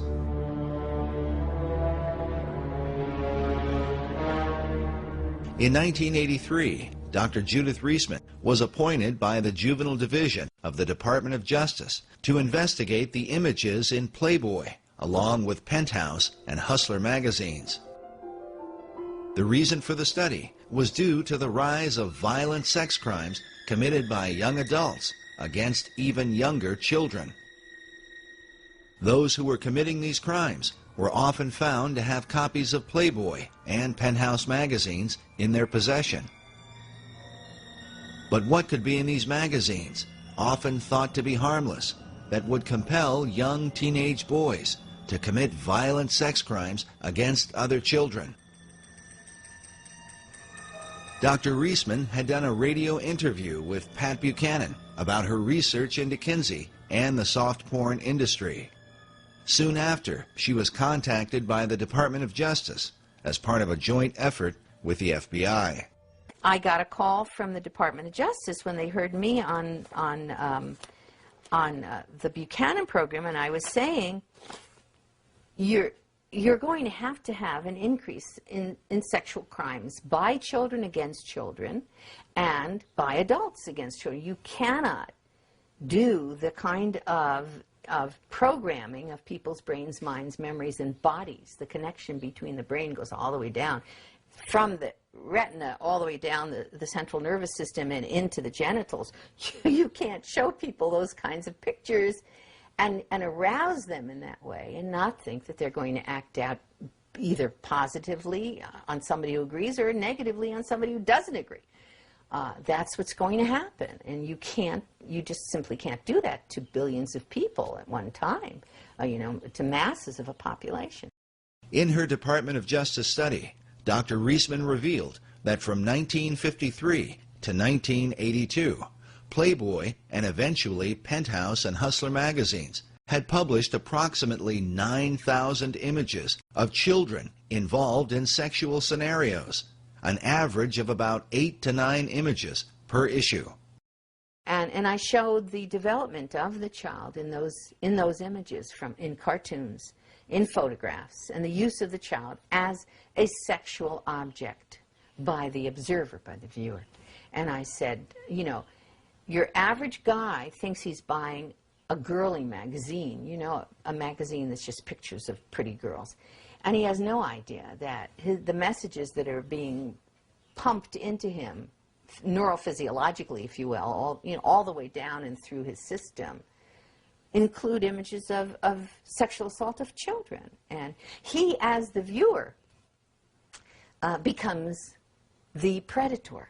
That's just the way the human brain works.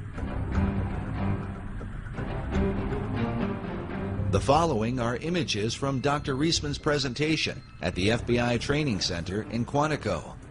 Please understand, the most severe images we are unable to show you. Dr. Reisman demonstrates how the cartoon imagery of children progressed into real-life images, either of children or of legal-aged women who were made to look like obviously underage girls. Over time, the scenarios suggested greater degrees of sexual aggression and violence, including murder.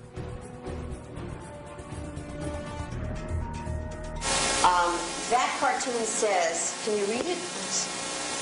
Well, anyway, it says, thank you, good night, Betty Lou, thanks for a really swell evening. Now here, we do see the penis.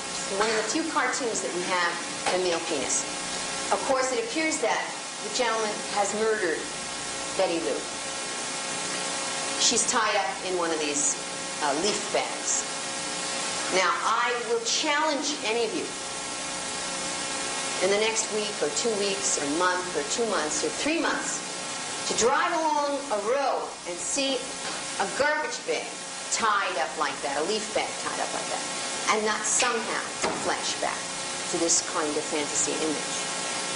Now, for you, it may not be a problem, but we have reason to suspect that for some publics, that kind of continual flashback in our subconscious constitutes a real problem.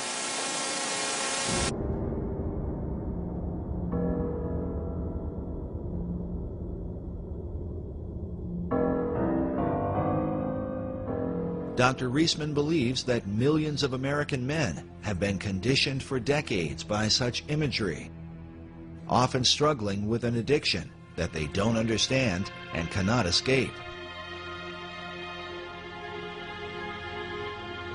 The addiction to porn has now been handed down to America's children, giving their young minds a perverse view of reality and of the relationships between men and women.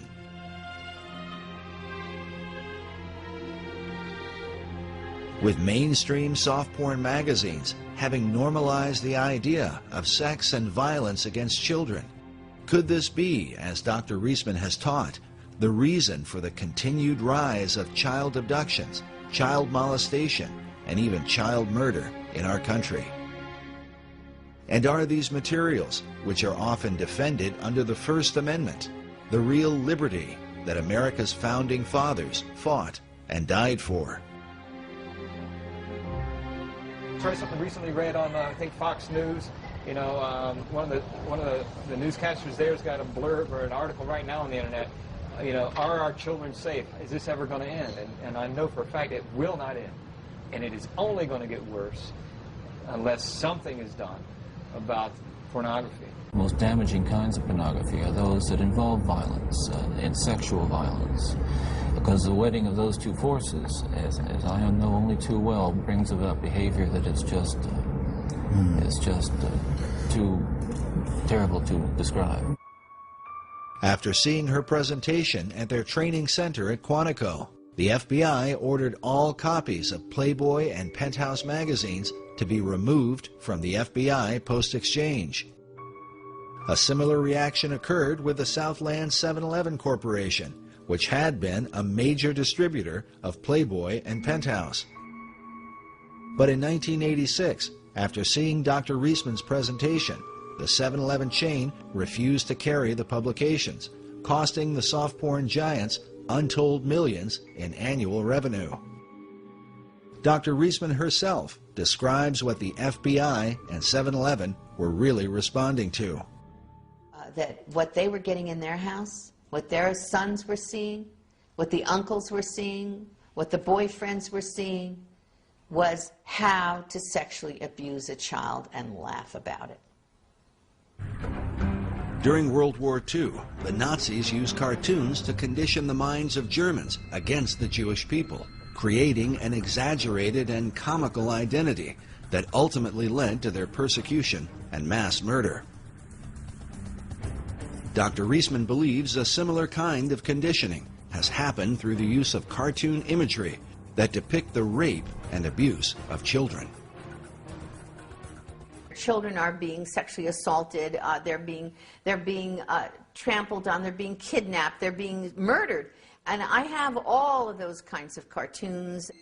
Some of the following cartoons are disturbing, such as this image from Playboy of an infant child masturbating with a title that reads, "Getting Off." Not surprisingly, the cartoon supports the Kinsian view that children are sexual from birth. Children are often shown to be the aggressors, as in this image of a small child speaking to an older man with a candy cane. The caption reads, "No thank you, nice man. I don't want to go for a ride in your car. Why don't we just go up to my place and BALL?" This image from Penthouse has 3 young girls in conversation. The one with the candy cane says, "Yeah, and he gives you one of these just for straight sex, no deviations." This Playboy image is of a young girl putting her dress back on. She says to the older man in the bathrobe, "You call that being molested?" In this scene, a young girl is in bed with an older man. On the phone she says, "Hello, Mommy. I met this nice political leader from the moral majority on Capitol Hill." Incest is another prominent theme of the magazines. This Playboy image shows a young girl in bed with an obviously older man. The caption reads, "Everything's fine, Mama. Uncle William and I are playing a game called Consequences." This cartoon from Hustler magazine is of a father molesting his high school daughter. She says, "Daddy, not only is what you're doing illegal, it's being done badly." Many scenarios involve characters that most children recognize, such as Santa Claus and the Wizard of Oz characters, in which Dorothy is either raped or molested by her companions. In this cartoon, the Santa Claus has an ecstatic look on his face because the little girl sitting on his lap has her hand inside his pants. In this one, the Santa Claus has his pants around his ankles as he rapes an obviously frightened little girl on his lap. The Santa images become especially violent, even bloody, such as this one, where the Santa character has just murdered a child with a machine gun. The child's bloody body lies on the floor. The caption reads, "That'll teach you to be a good boy." There are literally thousands of such cartoons, cataloged and analyzed by Dr. Reisman. These images have been published by the soft porn industry for more than half a century. But by far the most disturbing collection comes from Larry Flint's Hustler magazine. For years, Hustler published the cartoon Chester the Molester. It's part of a series in which this man was attacking children. The classic Chester cartoon is this one, where Chester sits naked in a chair with 3 young girls who have obviously been kidnapped, bound, and raped. The caption coming from the TV reads, "It is 11 o'clock. do you know where your children are? Dr. Reisman believes that because of suggestive imagery like this, many parents don't know where their children are. Sadly, some of them will never see their children again.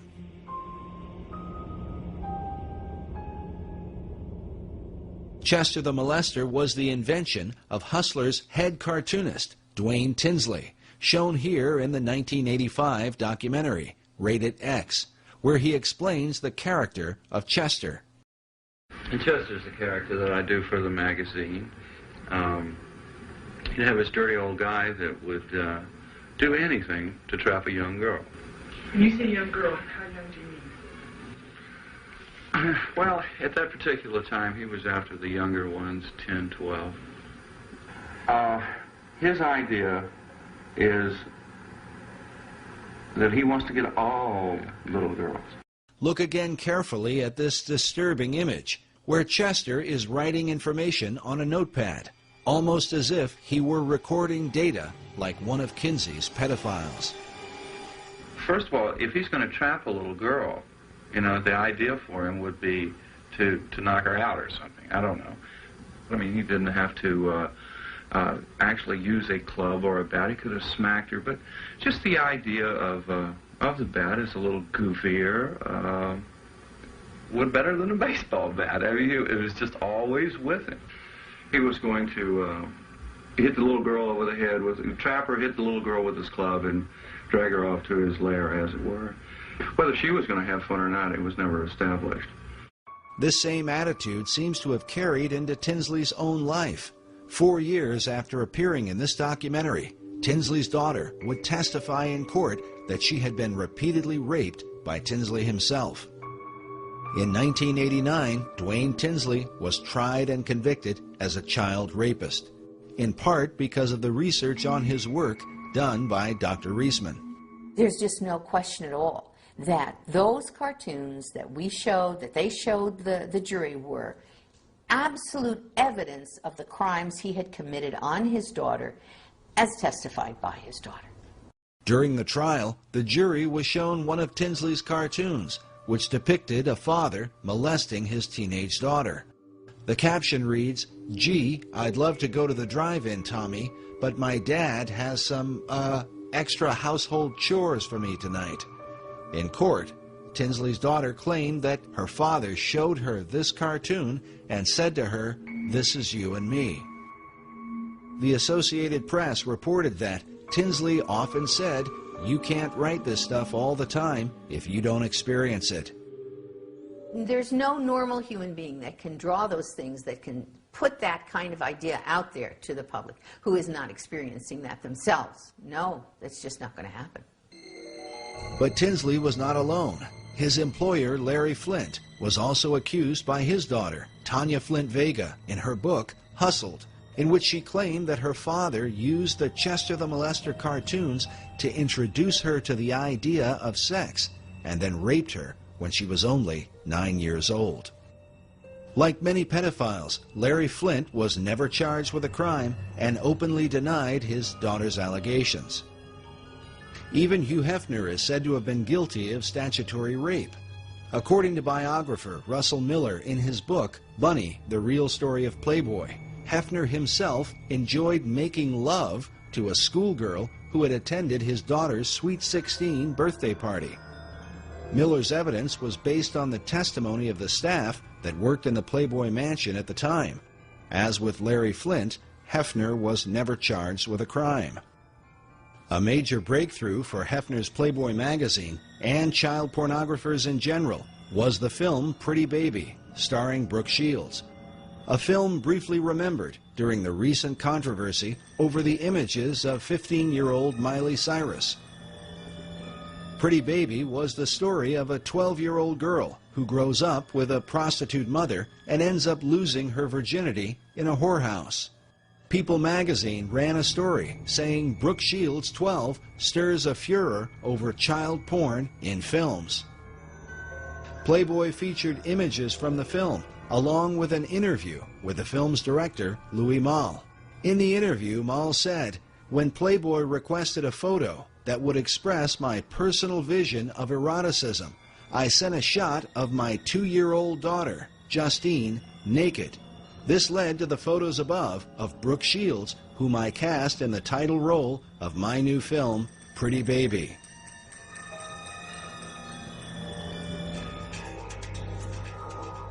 As early as 1971, Reader's Digest published an article titled, "What Sex Offenders Say About Pornography." The article cited the FBI's Uniform Crime Reports, stating that between 1960 and 1969, the number of forcible rapes committed by males under 18 had increased by 86%. It could be concluded that some force impelling towards sex crime has been operating on younger males in the United States.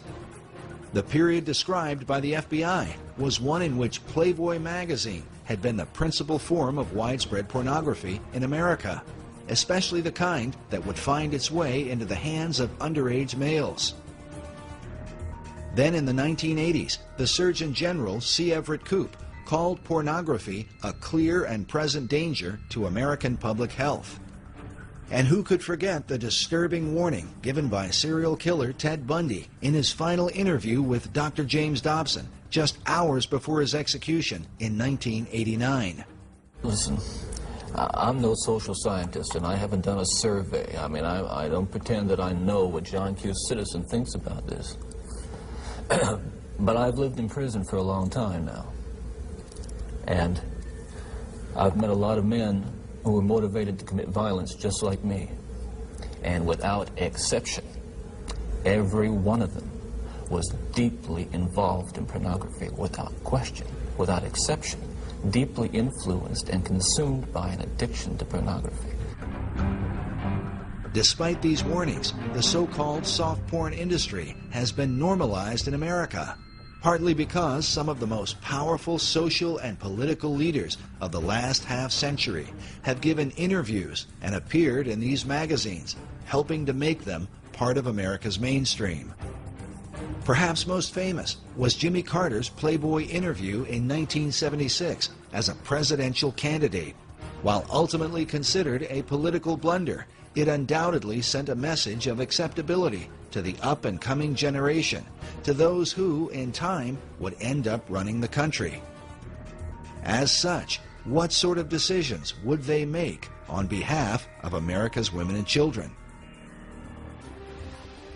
It is also important to consider that the warnings from Ted Bundy and the Surgeon General were given years before the widespread use of the Internet, where today pornography is available to the masses like never before in history.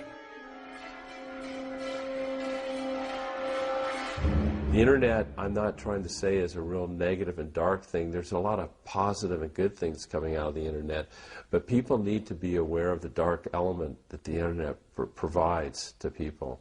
And it's in a very private, secret place, so people can keep can be anonymous. Whereas, 20, 30 years ago, to go to a porn shop, you'd have to go to a seedy part of town and people would recognize you. It's not that way anymore. It comes right into your house. And that's why I think it's so dangerous. The idea that pornography doesn't really hurt anyone is a fallacious argument. How many marriages, how many tens of thousands, perhaps millions of people are hurting in their relationships because of pornography? And the guy who watches porn is basically probably going to get addicted to the porn.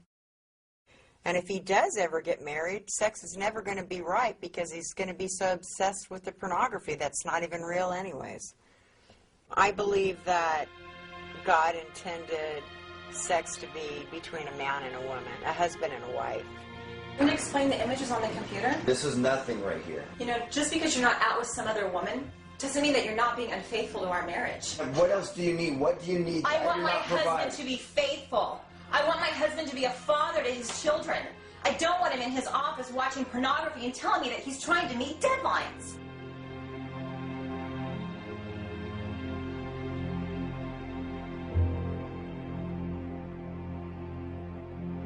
It's said that the greatest myth about pornography is that nobody gets hurt. Some even argue that porn is a healthy outlet for men and women alike. But has this really proven to be the case? Or does an addiction to porn create a kind of shadow person, someone who ends up leading a double life? One that the rest of those in his world can only wonder about. And when his dark secrets are finally brought into the light, what will be revealed?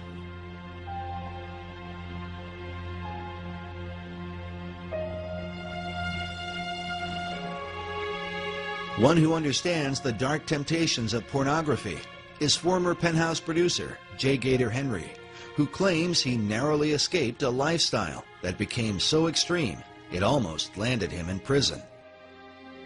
I'll say that, but for the grace of God, there go I when I see these men that are being arrested on the news. As a former producer for Penthouse magazine, Gator rubbed elbows with some of the big celebrities in Hollywood, including Ozzy Osbourne and Pamela Anderson. And as you would expect, his work exposed him to countless Penthouse models. Man, it was an ego rush to be around the most beautiful women in the world and then running around naked. And to a lot of men in America, I had the dream job. I mean, I was their hero. I was doing what everybody thought was the greatest thing in the world that a man could be doing for a profession. Gator believes his addiction to pornography began with a troubled childhood. My uncle had molested me when I was a child, and he ended up confessing that to me prior to his death from AIDS a few years ago, so I had that event in my life, and then I also remember when I was young finding a penthouse in my father's bedroom closet.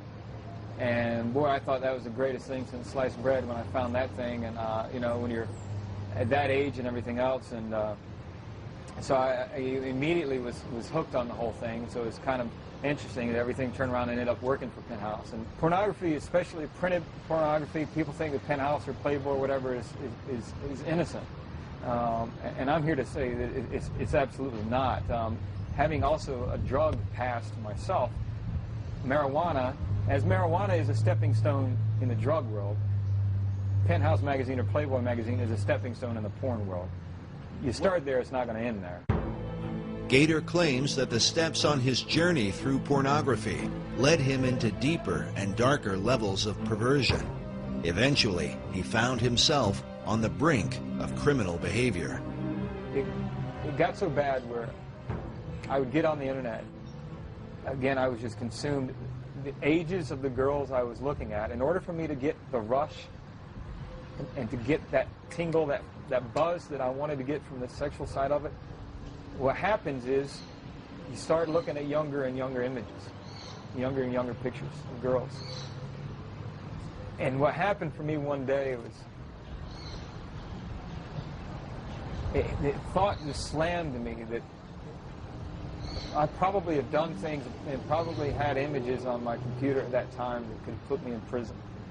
I look at these men who abduct these young girls and they molest them and kill them, bury them alive or whatever they do, stab them multiple times and stuff. And I know that those men, like me, they didn't wake up, they didn't start off, they didn't grow up as little boys saying, oh, my ambition in life is grow up and to be a child molester and killer. And I know for a fact, with everything in the marrow of my bones, because I've been there, I've walked and lived it, that pornography took them to that place where just your average Joe comes to a place in his mind and in his being where he's so consumed with that fulfillment of that lustful thought and pleasure, with that thought that he has to fulfill it. And the fantasy becomes so overpowering and so all-consuming. And those are the guys that go out and take these girls.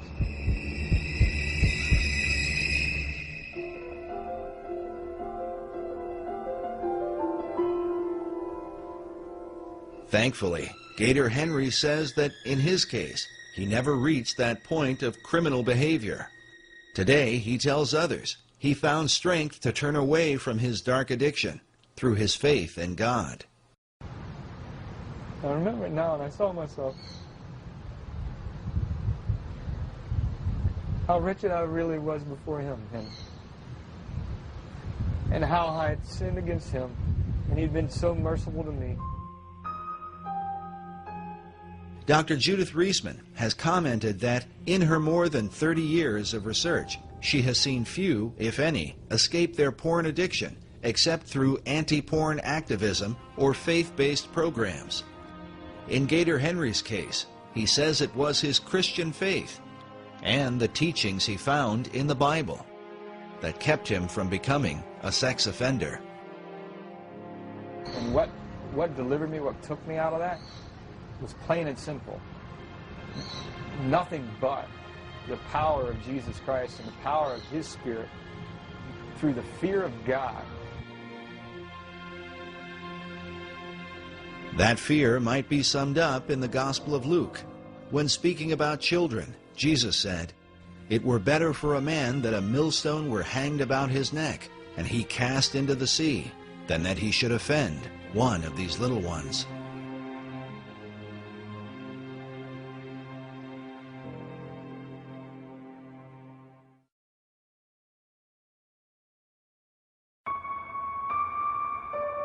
In 1994, an underground film was released titled Chicken Hawk: Men Who Love Boys. The film documented the lives of certain members of NAMBLA, the North American Man-Boy Love Association. The word chicken hawk is a reference in the gay community to older men who prey upon underage children, boys in particular. I have all my life been attracted to younger boys. Where are the boys? Boys are everywhere. You don't have, there's not one single place. There's the mall, the supermarket, the street, the sports event. I can look out my window and see the school, and it's like Moses looking across to the promised land.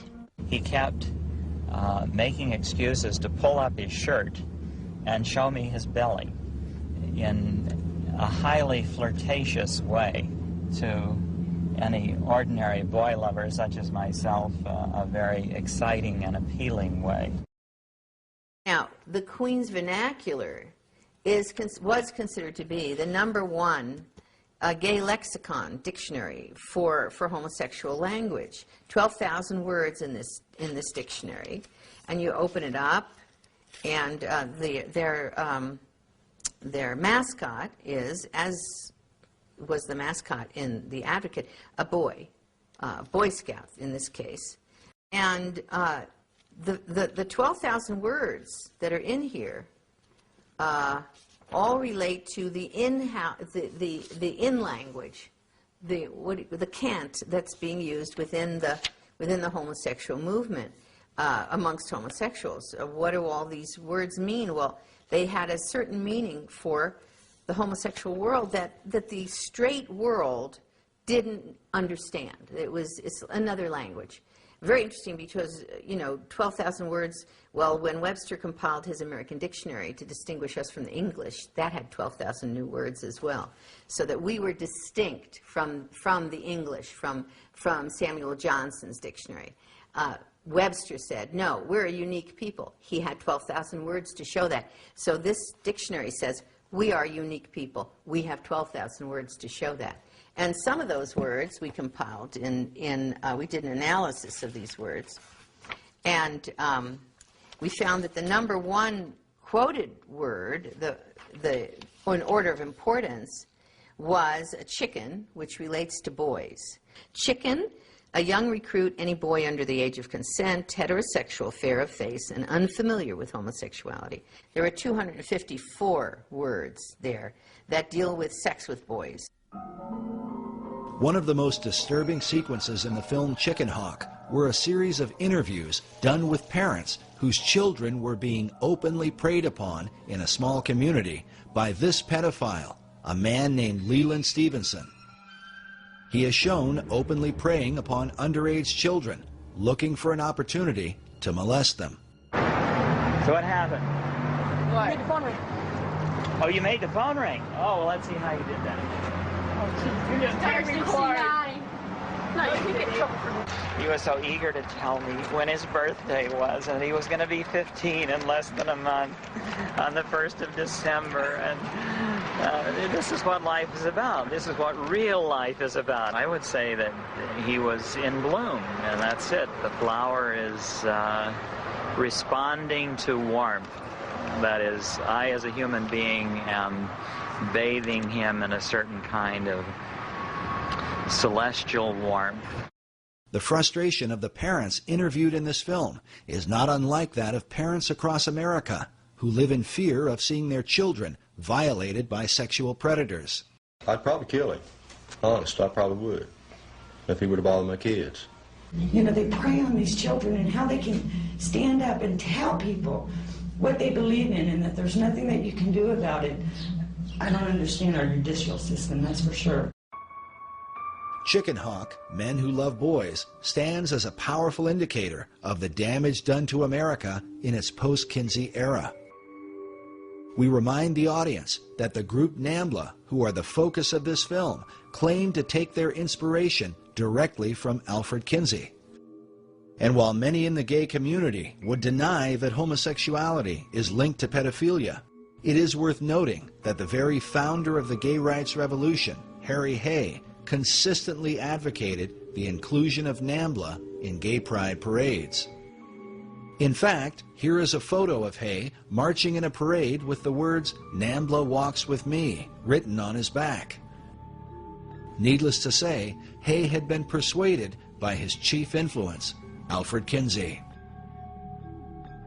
Like Kinsey, many pedophiles refuse to acknowledge that their sexual involvement with children qualifies as child molestation. Kinsey said some of the most brilliant things imaginable about that. Pedophilia is an almost non-existent kind of crime, and the thing that he hated most about it is that people use words like child molestation. What is that? Nobody knows.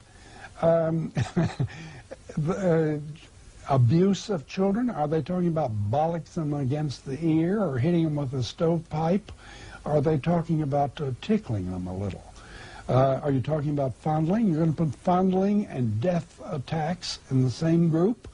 As Kinsey said, by this kind of paranoia, you do the child more damage for life than all the pedophiles in the world would do. Is it true that a vast majority of homosexual men admit to having engaged in pedophilia at some point? Oh, yeah, surely. There's a vast majority of homosexual males are on record within the homosexual literature itself. Even the Advocate admitted to, at minimum, 21%, and we had up to 70-some% by other homosexual publications and researchers, and one of them, one of the research publications came out of the Kinsey Institute. When we have this high rate of AIDS amongst young men who've been infected as boys, which means that they were basically being sexually assaulted, this is what I consider mass murder when you're talking about thousands of boys who have been molested by men who end up with AIDS. And we have a statement by one of the, in the Advocate, by one of the leaders in the homosexual movement who says, these boys are being used as sex toys, he says, I know that, by many homosexual males. He says they don't seem to think it matters. It doesn't matter to them because they're perceiving of these boys as sexual toys, and they're assuming that the boys, quote, like it. Well, it's back to the same old business if she says no, no, no, but she really means yes, yes, yes, but it's applied to young boys.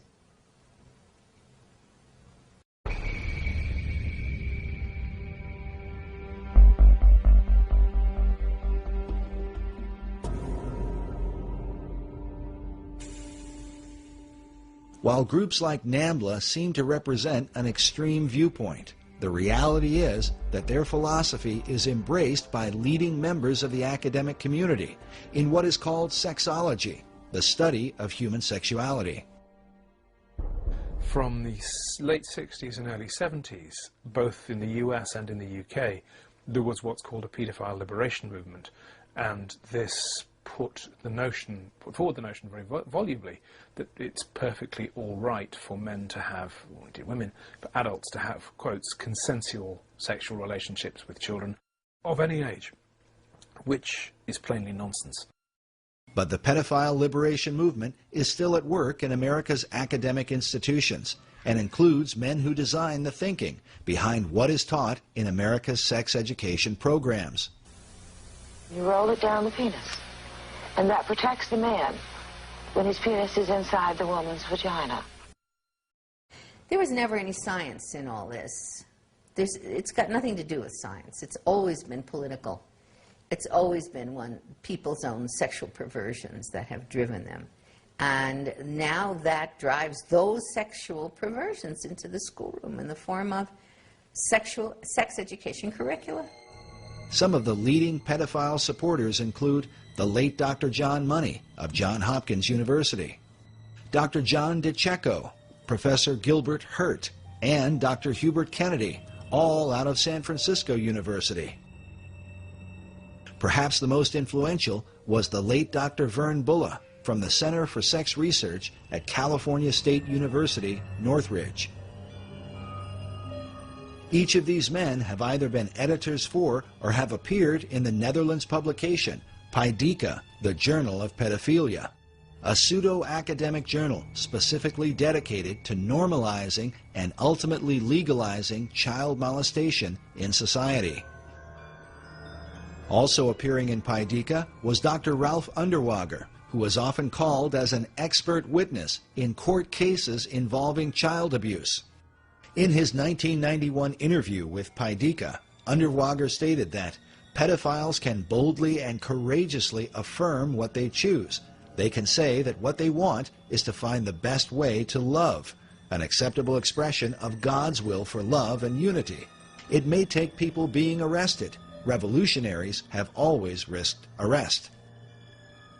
As alarming as this is, during our investigation, we were surprised at the number of people who seemed to accept the pedophile philosophy. And how do you feel about the issue of child pornography? I kind of think that it probably doesn't make sense in the same way that nothing else makes sense, but unlike a lot of people who just have this visceral reaction to it, I kind of feel like if people are having sex and if they just want to do it, you know, openly, it really shouldn't make a difference what age people are. It's our strict laws that result in so many of these kids being killed by child molesters because they're so afraid of what would happen to them if they get caught. It's a direct result of our stringent laws. I mean, I think everybody's got to be broken in somehow, you know, and ever since the dawn of man, it's been a normal thing where people, when they're young and don't know anything, get broken in by somebody. If they're old enough to bleed, it's all good, as far as women are concerned. Today, the two leading institutes that promote pedophilia are the Kinsey Institute in Bloomington, Indiana, which receives more than $700,000 a year in taxpayer funding, and in San Francisco, the Institute for the Advanced Study of Human Sexuality, a private institution founded by Kinsey's homosexual lover and co-author Wardell B. Pomeroy. Despite its storefront appearance, the Institute is said to be the Harvard University for all human sexuality training.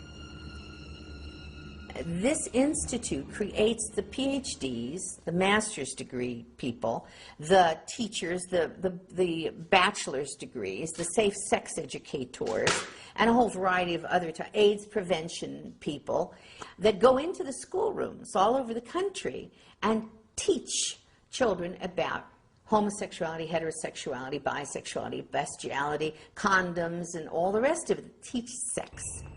In all cases, these are people who are Kinsian trained.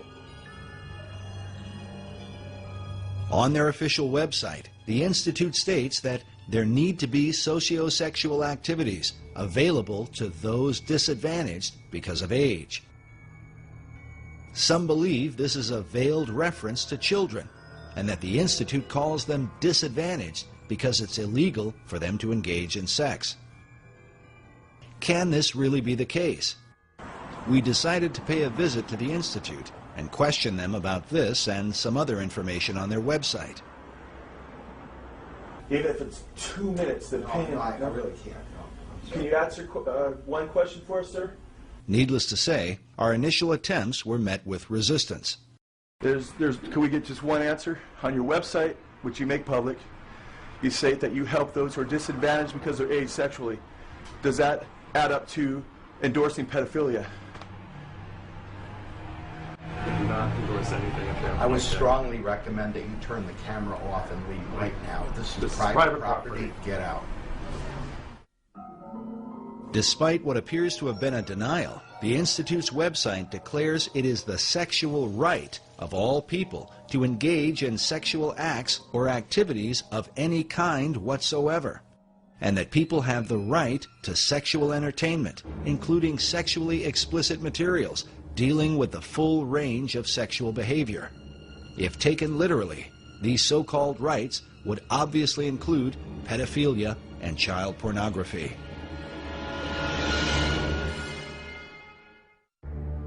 Beyond all this, the Institute's founding director, Wardell Pomeroy, wrote the book, Boys and Sex, in which he promoted the idea of boys having sex with animals, such as a dog, a horse, or a bull. Pomeroy also stated that incest between adults and younger children can prove to be a satisfying and enriching experience. But the influence of Pomeroy's Sex Institute goes even beyond the academic community and into America's churches. The line from Kinsey to the current destruction of the Catholic Church is very direct. In the past 4 years, more than 180 people have come forward claiming they were sexually abused by priests in this area over the past 60 years. Consider this raw data. A survey commissioned by the U.S. Catholic Church found more than 10,000 allegations of sexual abuse involving more than 4,300 priests and deacons. The harm done to trusting families is immeasurable and was perhaps most powerfully captured by filmmaker Amy Berg in Deliver Us from Evil, a documentary about a child-molesting priest and the anguish he brought to countless children and their parents. I feel betrayed by the church. The church had betrayed me and my family, and they destroyed it. When the Vatican II comes through and the whole notion of liberalizing the church emerges, this group of sexologists or psychologists who are trained by them go into the clergy, goes into the Catholic Church to help decide who makes a good priest. They throw out all the Orthodox applicants, and people who kind of are unsure or who are very sure, who are rather homosexual or something, they get put through. And the folks who are not quite as stable in a way in terms of their orthodoxy, they're permitted into the clergy to a great extent. And several of our key dioceses, or the training, the places where the clergy are trained, bring in pornography from the Institute for the Advanced Study of Human Sexuality to train priests the same way the medical profession has been trained. Desensitizing the priests on issues of homosexuality and promiscuity and bisexuality and everything else, using that pornography to desensitize them and condition them, and in many cases, to seduce them. But the fallout has extended into mainstream Protestant churches as well, with one scandal after another, involving some of America's top evangelical leaders. I have sinned against you, my Lord.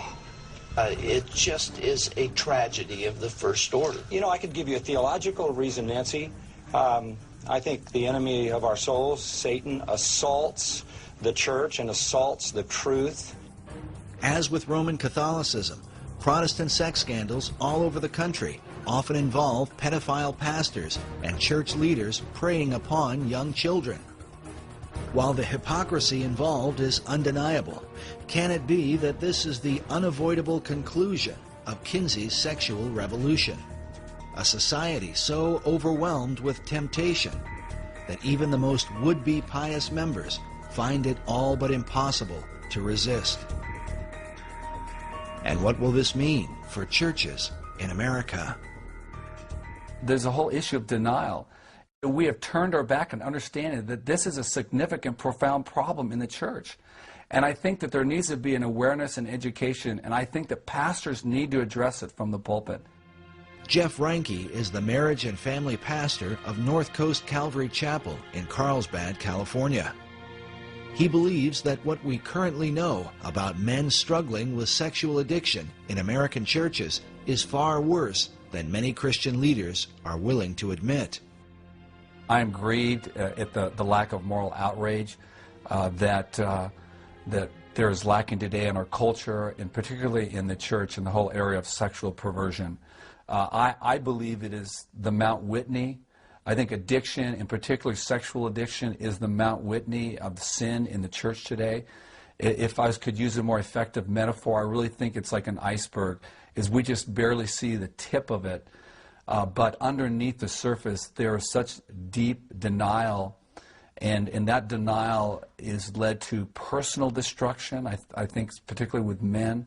This is nothing, right? This is nothing. Don't mean anything. This is nothing. I mean, I'm looking at a few pictures. Would you rather I'm actually with another girl? Like I mean, did I actually cheat on you? You know, actually, I would prefer that my husband not do either one. Are you trying to give me an option? It's either a prostitute or the computer? There's not a week that goes by in my own counseling practice that I am not counseling a couple, that I don't get a phone call or an email in regards to sexual addiction. I had a wife whose husband is a lawyer in the area, and she's filing for divorce. For the last 6 years, he's been caught in prostitution, in pornography, in striptease centers and so forth. And she asked me this question. She said, how is it that he could call himself a Christian for the last 5 years, that he's been struggling with this stuff? How can he call himself a Christian? Could you tell me that, Pastor? When is it going to stop with you? I'm not covering for you anymore. Dude, what's there to cover? There's nothing wrong with this. Did you look at it? There's nothing wrong with this. Yeah, I did look at it, and so did your son. Yes? So what? What kind of a father have you become? Now you're going to talk about me being a father? It's going to stop, and it's going to stop now. It already stopped. That's what you said months ago. What kind of marriage is this? You know, it's one thing that you make me feel like I'm not even your wife, that I'm worth nothing, that you have to look at magazines and porn. What do you expect from me? I can't even look at you anymore. How do I explain this to your children? You know, you've got a problem, and now you've made it ours. Fix it.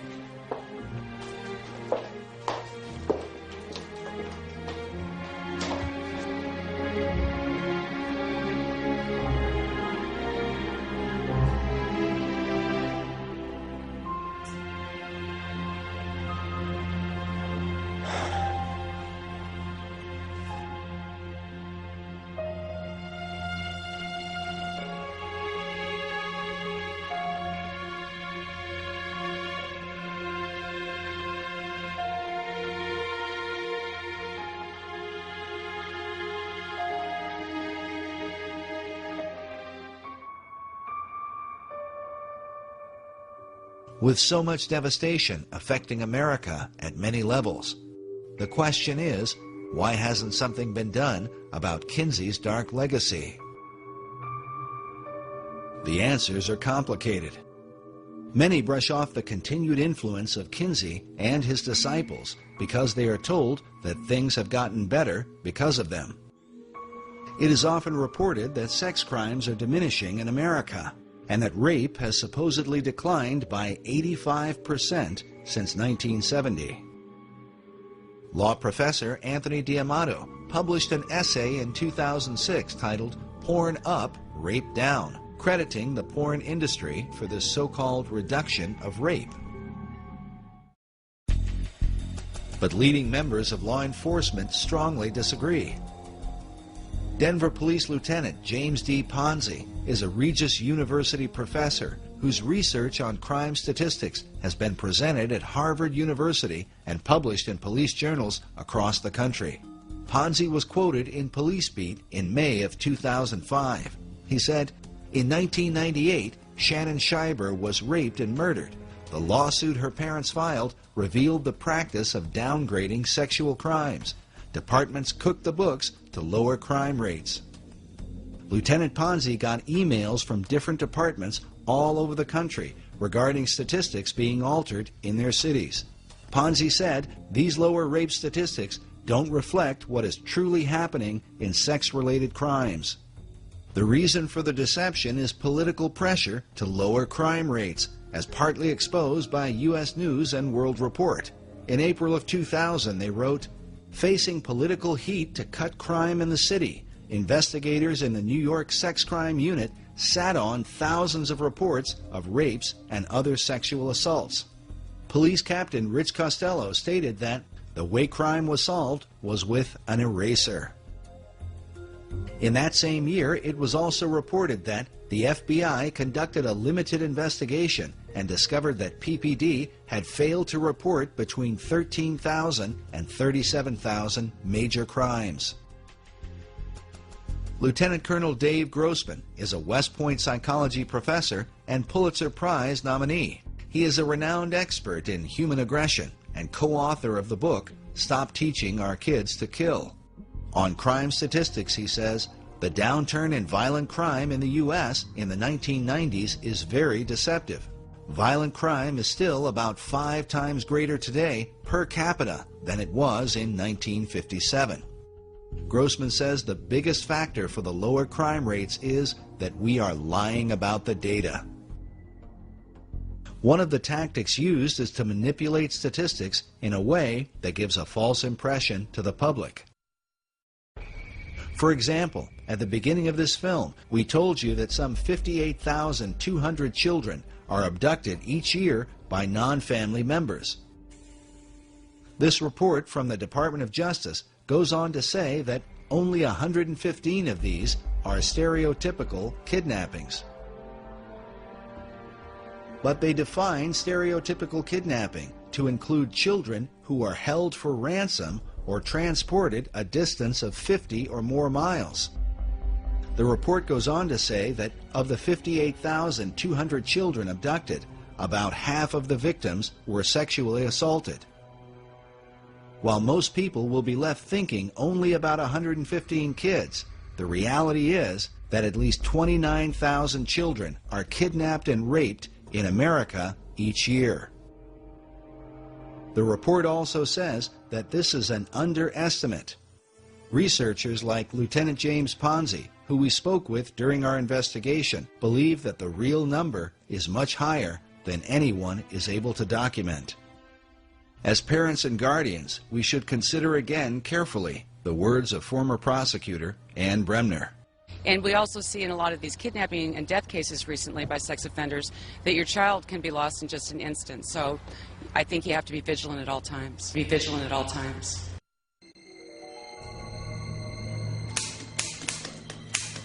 Manipulation of truth and political pressure have continued to protect the influence of Alfred Kinsiјu and his followers for more than half a century. In the 1980s, the Reagan administration developed a commission to investigate the influence of pornography.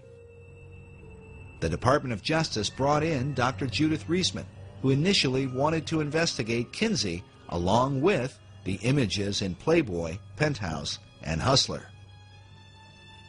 But just as the Reis Committee was opposed in the 1950s, so Dr. Reisman was shot down in the 1980s.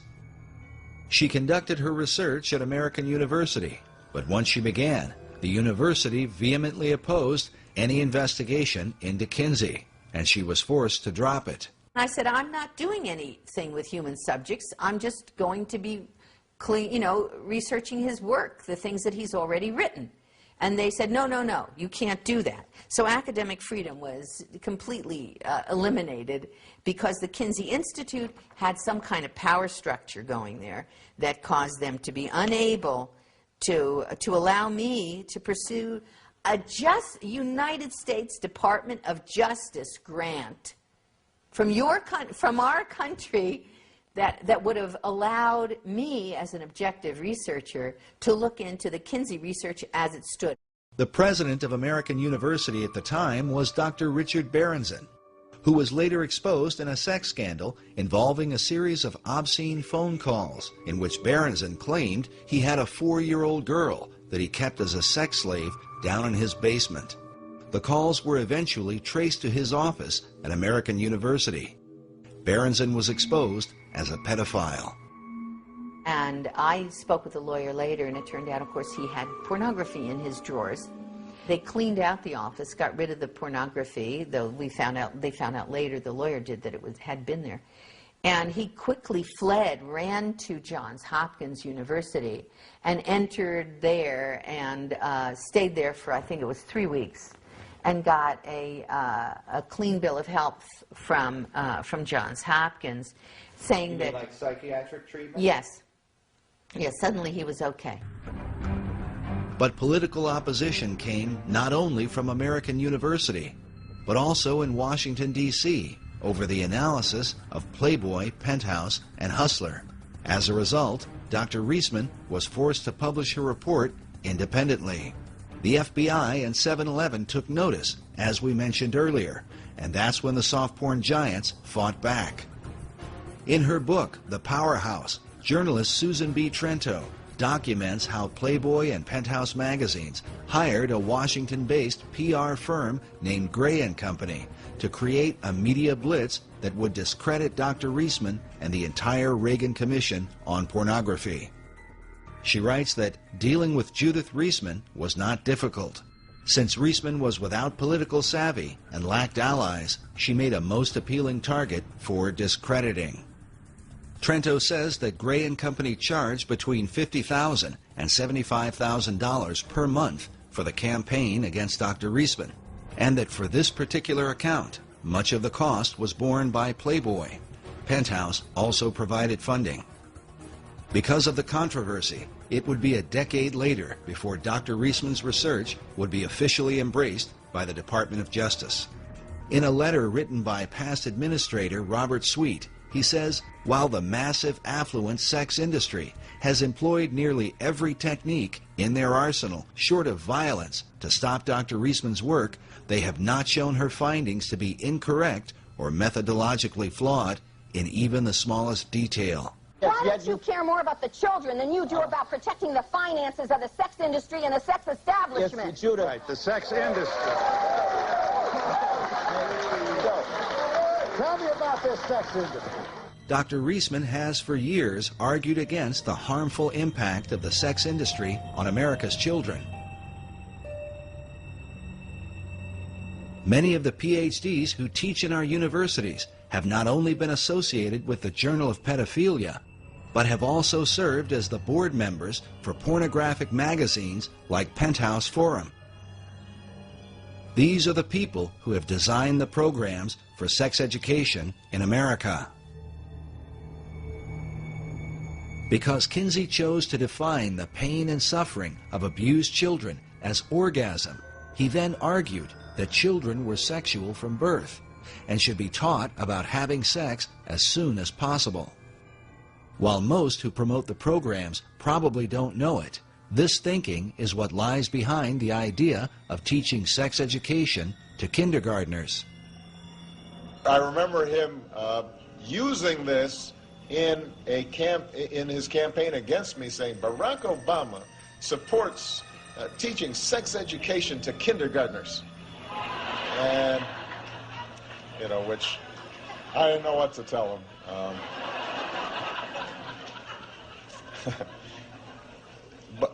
But it's the right thing to do. You know, to provide age-appropriate sex education, science-based sex education, science-based sex education in the schools. Remember that this science-based sex education begins with the so-called scientific data gathered by Kinsey's pedophiles and recorded by him in his sex reports, something that Kinsey's followers continue to insist is relevant in teaching our children today. The specific findings about these children are totally irrelevant to modern sex education. Consider again this image of a teacher showing what appears to be 6- and 7-year-old girls how to use a condom. Who will this 7-year-old be using a condom with? When you consider that the PhDs who have designed these programs openly support the pedophile philosophy, we can only wonder, is sex education really intended to protect America's children, or to condition them for seduction at the hands of a child molester? Why are America's children disappearing? For those who study the influence of Alfredu Kinsiјu, the answer becomes more than clear. The Kinsey Institute continues to lead the way in sex education and continues to be funded by the American taxpayer. Dr. Reisman believes the Institute should come under an official investigation, something she was prevented from doing during her time at the Department of Justice. The Kinsey Institute was so frightened that the truth would come out. That time it was Reinisch, and then later it would be Bancroft, that they threatened lawsuits to everybody, and they pulled out every stop. They put the arm on everyone politically and institutionally. Their Rockefeller grants, their money, their funding from all kinds of other people would be pulled into play to stop Reisman from looking at the information that was right out there that belongs in the hands of the American public, so that the American public can make their own decisions about whether this is true, whether I'm wrong and I should be sued or put in jail or something, fine, or whether they're wrong and we need to have a proper investigation so that the American public knows the truth about our history and how come we're getting to where we are where we are in terms of the kinds of violence that are taking place in society and violence to children.